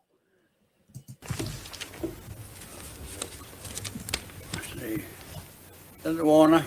Thank you, Mr. Chairman. Major, you've leveled one of the most serious indictments against the top-level national security team of this country that has ever been done in contempt. Yeah. So you guys, that was, for those of you that just joined, that was Scott Ritter and Joe Biden in 1998. Where Scott Ritter was present to obviously condemn the war in Iraq. And you can tell it was the 90s. You can tell it was the 90s because Scott kind of has the TV dad haircut back then. You guys remember the TV dad like haircut? Yeah, but this is all crazy. And everybody, like, again, you don't have to agree with everything that Scott Ritter says. You ain't got to approve of everything that Scott Ritter says, but he should still be able to say it. And until we get out of these bubbles where we feel like the only way someone should be able to say something is if we approve of it, we're never going to get closer to having any type of true free speech in this country, which we don't have. We are heavily censored. Our rights are slowly being stripped away from us. And anytime someone can get onto a damn plane and pull you off of it, and seize your passport because apparently you're going somewhere that they don't think that you should go for too long of a time. We are not free in this country, regardless of who your president is. These are problems. These are big problems. You thought they were trying to control you before. Some of you thought they were trying to control you before because of with the pandemic. Remember we talked about that? That was just the beginning. Just the beginning. I did reach out to Scott. He said he's okay. So just letting people know, for people wondering, like, is he all right? He said he's all right. But this is just, it's ridiculous. I'm tired of this. Like, it's crazy. And I don't care who it was. It doesn't even have to be someone that I agree with. That's the thing. It shouldn't happen. You should be able to get on the plane and go where you want to go. Let's go to some of the comments here. Ay. What a mess. Thank you, Marvin. Joe M. Dugan, cop, Florida, had Epstein info stuck in Russia. Interesting. I don't know John M. Dugan. AID, this happens in a democracy. That's why I continue to say we don't have a true democracy. You know, Link says free country, my ass. Notori says, wow. Now we don't have freedom of travel in America. You guys see what's going on here? FM said Judge got some last minute Caitlin Clark ticket. You talk about Judge Napolitano. That's funny, FM. Gamer says Scott Ritter should sue. He could, but I mean, you know, then it's like, then you get tied up in courts. You know, he probably feels like it's not even, you know, worth the hassle. Fellow citizen, please again, that Scott and Grayzone are acknowledged as threats to totalitarianism. Thank you. And David, Larry Johnson just got back and his vid has already been taken down. Yeah. See, there you go. They don't want anything about that up there. It's a mess. It's a mess. Let's get the Rumble rant, Eric. We will do call in tonight, folks. So for those of you, I'm pretty sure some of you might want to discuss what happened to Scott and what happened to the Grayzone.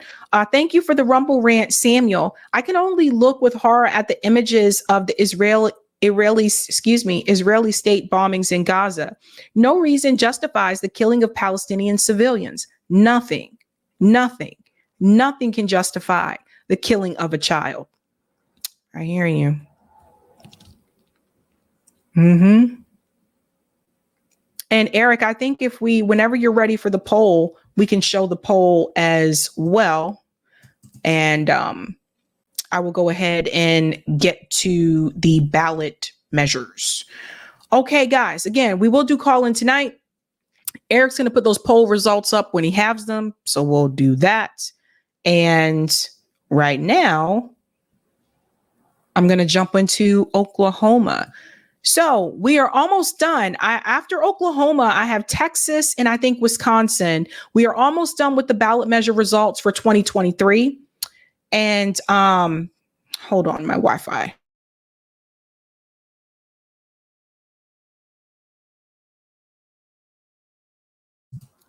Sorry. Okay. Sorry, the Wi-Fi thing. I was just checking it, guys. Okay, anyway. Ballot measures results for 2023. We're now heading into Oklahoma.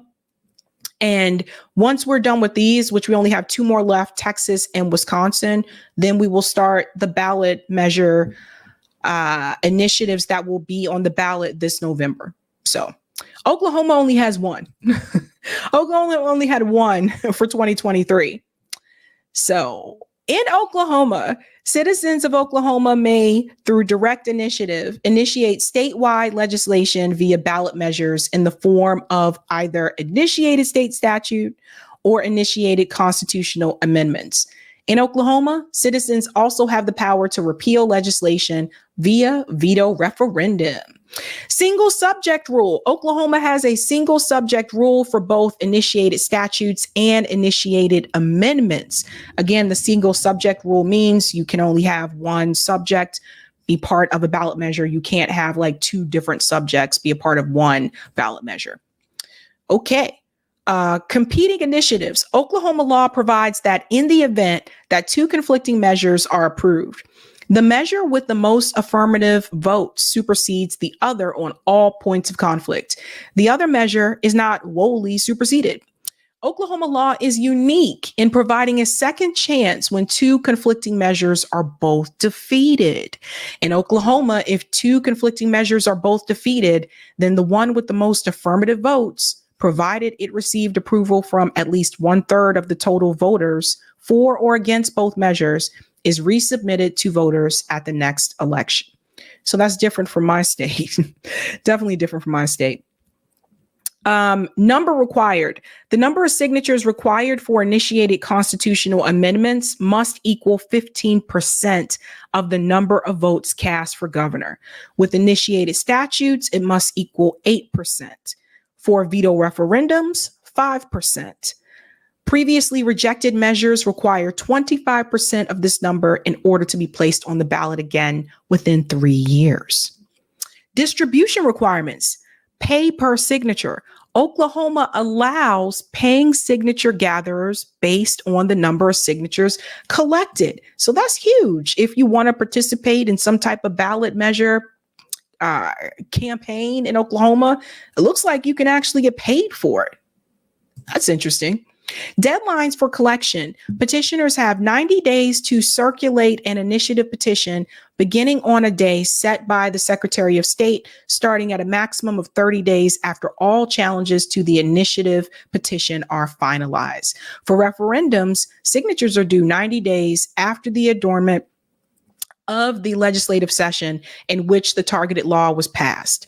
Measures are generally placed on the next general election ballot, but the government may call a special election or place the measure on the primary ballot. Let's get to the first ballot measure. It did not pass. So for those of you that like green ice cream, that's what I call it. You like to puff, puff, and pass. That did not pass in Oklahoma. Believe it or not. Oklahoma State Question 820, Marijuana Legalization Initiative. A yes vote would have supported legalizing recreational marijuana for adults 21 years old or older, allowing adults to possess up to 1 ounce, 28.35 grams of marijuana, and grow up to 6 mature marijuana plants and up to 6 seedlings, and enacting a 15% tax on marijuana sales, a process for individuals to seek the expungement or modification of certain previous marijuana-related convictions or sentences. See, that's huge. I think any state that's trying to do a legalization, I think you have to include this piece, right? That individuals that have been imprisoned for marijuana convictions, they should be able to have their records expunged. And third, finance the Oklahoma Medical Marijuana Authority's implementation of the initiative with the remaining funds to be appropriated towards 30% to the state general fund, 30% to grants for public school programs to support student retention and performance, after school and enrichment programs, and substance abuse prevention programs, 20% to grants for government agencies and not for-profit organizations to fund drug addiction treatment and overdose prevention programs, 10% to the state judicial revolving fund, and 10% to the municipalities or counties where the marijuana was sold. This initiative did not pass. It failed by 61.67%. So not only did it not pass, but the number of people that voted against it, 61%, that's alarming. It's really weird to me. Really, really weird to me. And then it goes on to say, why was this measure on the 2023 ballot? Oklahoma for Sensible Marijuana Laws were initially targeting 2022 ballot and submitted enough signatures to qualify for the ballot. However, due to legal challenges and statutory deadlines for ballot inclusion, the measure could not be placed on the 2022 ballot and was set to be voted on at a later election date. On October 18th, 2022, Governor Kevin Stitt ordered the measure on the March 7th, 2023 ballot. So again, that is a odd number year. Most people are less likely to come out and vote in the odd number year elections. In 2020, Oklahoma Governor Kevin, who opposed State Question 802, a Medicaid expansion initiative, ordered the measure to appear on the June 3rd primary ballot rather than the November 3rd general election ballot. In 2018, Oklahoma Governor Mary Fallin placed State Question 788, the medical marijuana initiative, on the June primary ballot. Prior to 2018, a governor had not selected a date different from the general election of the initiative since 2005. And again, that is with the hope that there will be lower turnout. And typically in those odd number years, there is going to be a lower turnout. So that was on purpose, right? Obviously, it sounds like Governor Stitt did not want this to pass. So he did what he had to do to make sure that it wouldn't. Who supported this measure, though? Of course, the ACLU of Oklahoma, the New Approach PAC, to name a few. I don't need to give you the arguments for legalizing marijuana. You guys already know this. You guys already know who opposed it. U.S. Senator James Lankford, basically all the Republican politicians, of course, as well as Governor Kevin Stitt, the Attorney General, organizations, Oklahoma faith leaders, Farm Bureau, Sheriff's Association. It's really interesting because a lot of these organizations that will vote against something like legalizing marijuana, that doesn't mean that people that in those organizations don't do the puff pass.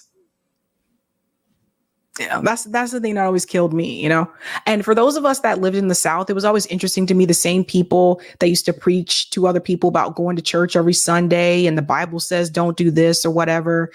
Yeah, it's like that was on Sunday. But then when it wasn't Sunday, they were doing those things that they told you not to do. It's just always interesting to me. And one of the things that they said about the arguments against it, which I do want you to hear, Reverend Daryl Wooten, if you want to increase tax revenue, find another way. This bill is poorly written and creates challenges for our schools and obstacles for our overly taxed law enforcement. Yeah, I think that's BS, but whatever. And how much money was spent to support and oppose? You have over $4.8 million that was spent to support it and over $273,000 that was spent to oppose it. Interesting. And that, ladies and gentlemen, is Oklahoma. There's a note here from Roger where the first mistake was running it as an initiative law instead of initiative amendment, knowing full well that the government was against this. So even if it were passed, that would not stop the government from repealing it without having to ask the voters first, unlike they would if they were ran and ratified as an amendment by the voters. The governors made it very clear that they are against these things going all the way back to 2018. As can be seen, they fought them every step of the way, dragging it out in the court so it qualified for the ballot just to be put in the hands of the governor to place it on the ballot on a special election day in an odd number with a low voter turnout and our total of over 566,000 in a state where 2.2 million are registered to vote. That's like a quarter of the voter turnout. So we still don't know how Oklahomans really feel on this matter. The only way around this to remedy is a citizen-initiated constitutional amendment that all initiatives and referendums be placed on the November general election day ballot in an even numbered year. And I agree with Roger there. It sucks when they're on the ballot and a low voter turnout. That's just not, obviously, it's going to be difficult to make those types of measures pass because people are less likely to show up. Let's check out those poll results, though.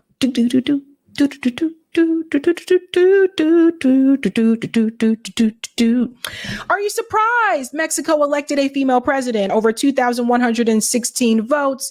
29% of you said yes, 50% said no, and 21% said, I don't know much about Mexico.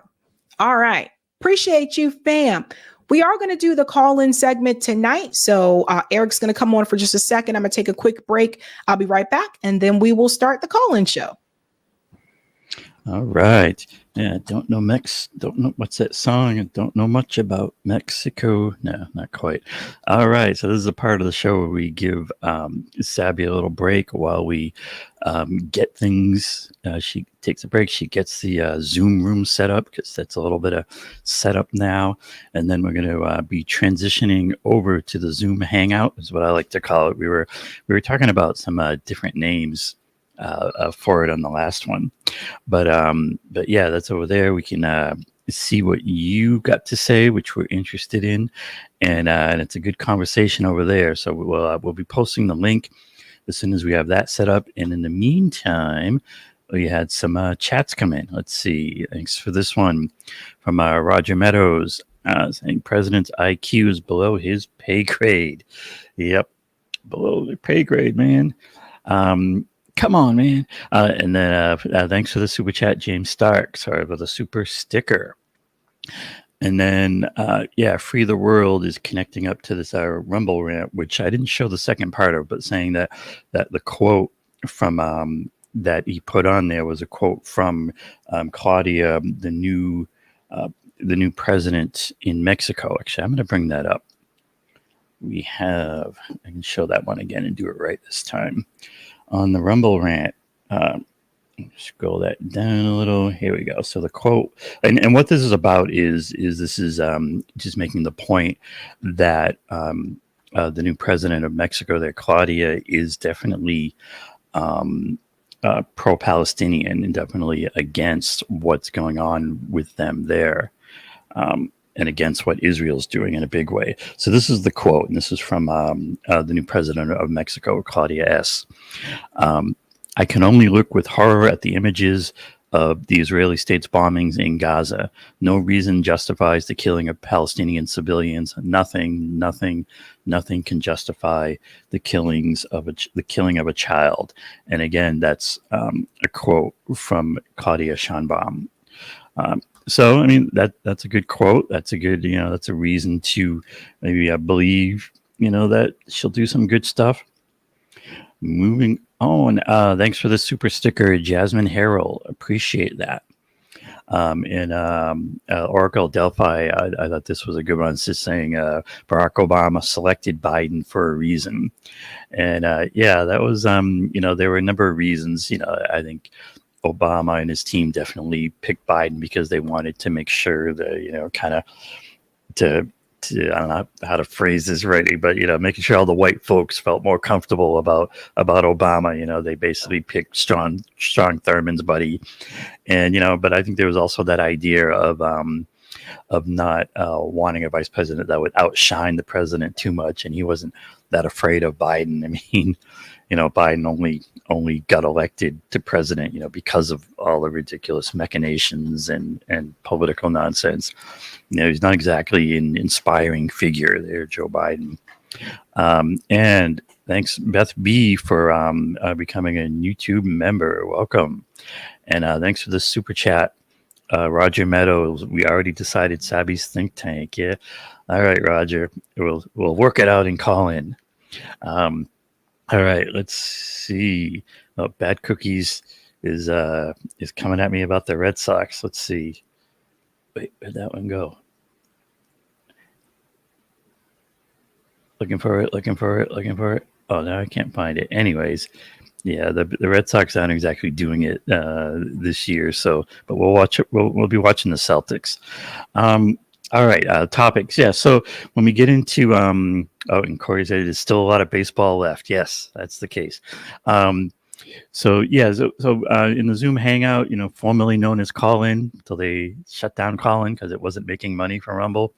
You can pick, any of our topics we've had tonight. Let's see, what did we have? We had the Scott Ritter, we had Max Blumenthal and the Grayzone smeared. That's definitely a good one to talk about. The Mexico election, and also like, yeah, with what's going on with Google. Like when I saw that story, what I was really struck by as well was just how brazen they're being about it. You know, they're really doing layoffs and these job cuts, and even at the same time saying they're rehiring for the same roles in Mexico and India. And it's kind of like, you know, it's like they're not even trying to hide it. And it does really seem to be, you know, the latest version of outsourcing that we saw with NAFTA, and, you know, with the factory jobs outsourcing, and it just keeps rolling along. And yeah, the like there was a mention, like didn't we learn lessons from the previous outsourcing in NAFTA? And, you know, what the billionaires learned was that outsourcing was very profitable, and it increased their wealth in a huge indirect way. And so what, you know, that's what the billionaires learned about outsourcing, and the billionaires run the show. So, you know, here we go. It rolls along. There's, you know, the concept of, you know, we've been talking about AI. Will AI be taking away engineering jobs? And I think it's a ways away from that, although that's creeping in more and more. But what we really have to worry about in the short term is just simply outsourcing these jobs, and it's happening. And so as far as what do we do about it is, I think, a question that we also always need to get to. And to me, you know, that gets into, you know, not focusing on personalities, but focusing on demands, you know, focusing on the money and the corruption, right? We have a government that's so deeply corrupt. It serves the interests of that 0.1%, that billionaire class, the mega corporations, which are their playthings, you know, their instruments. And until we recognize that and work on taking that head on, the system's going to keep rolling on.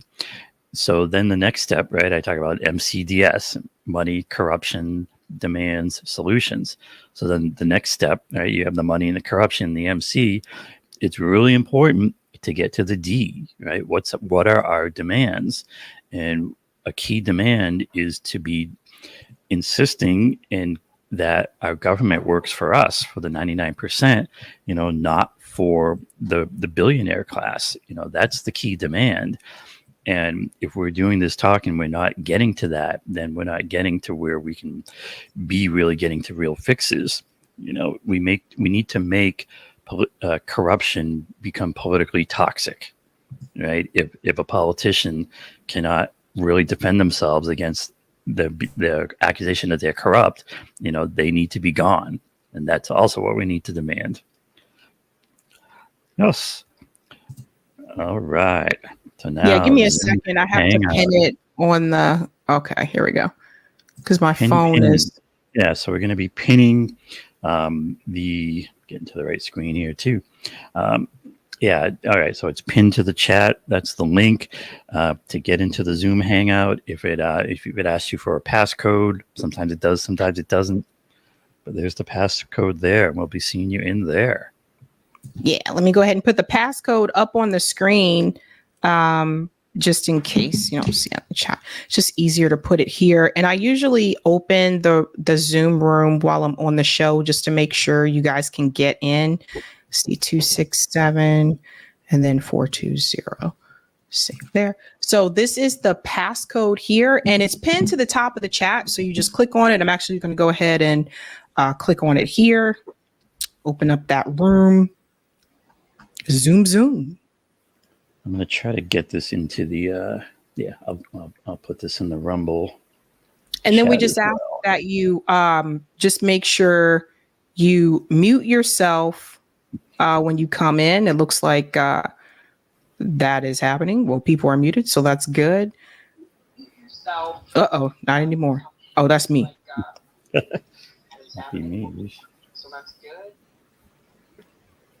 Yeah, just make sure you're muted and we should be good to go. And we can go ahead and get started. And I can put this out also in the newsletter as well. I can put the link there. But I say let's go ahead and dive into the call-in segment, guys. I'm pretty sure you have things to say. Again, link pinned to the top of the chat. See you in there. See you there. Have a good night. Keep up the fight. Make sure you mute yourself.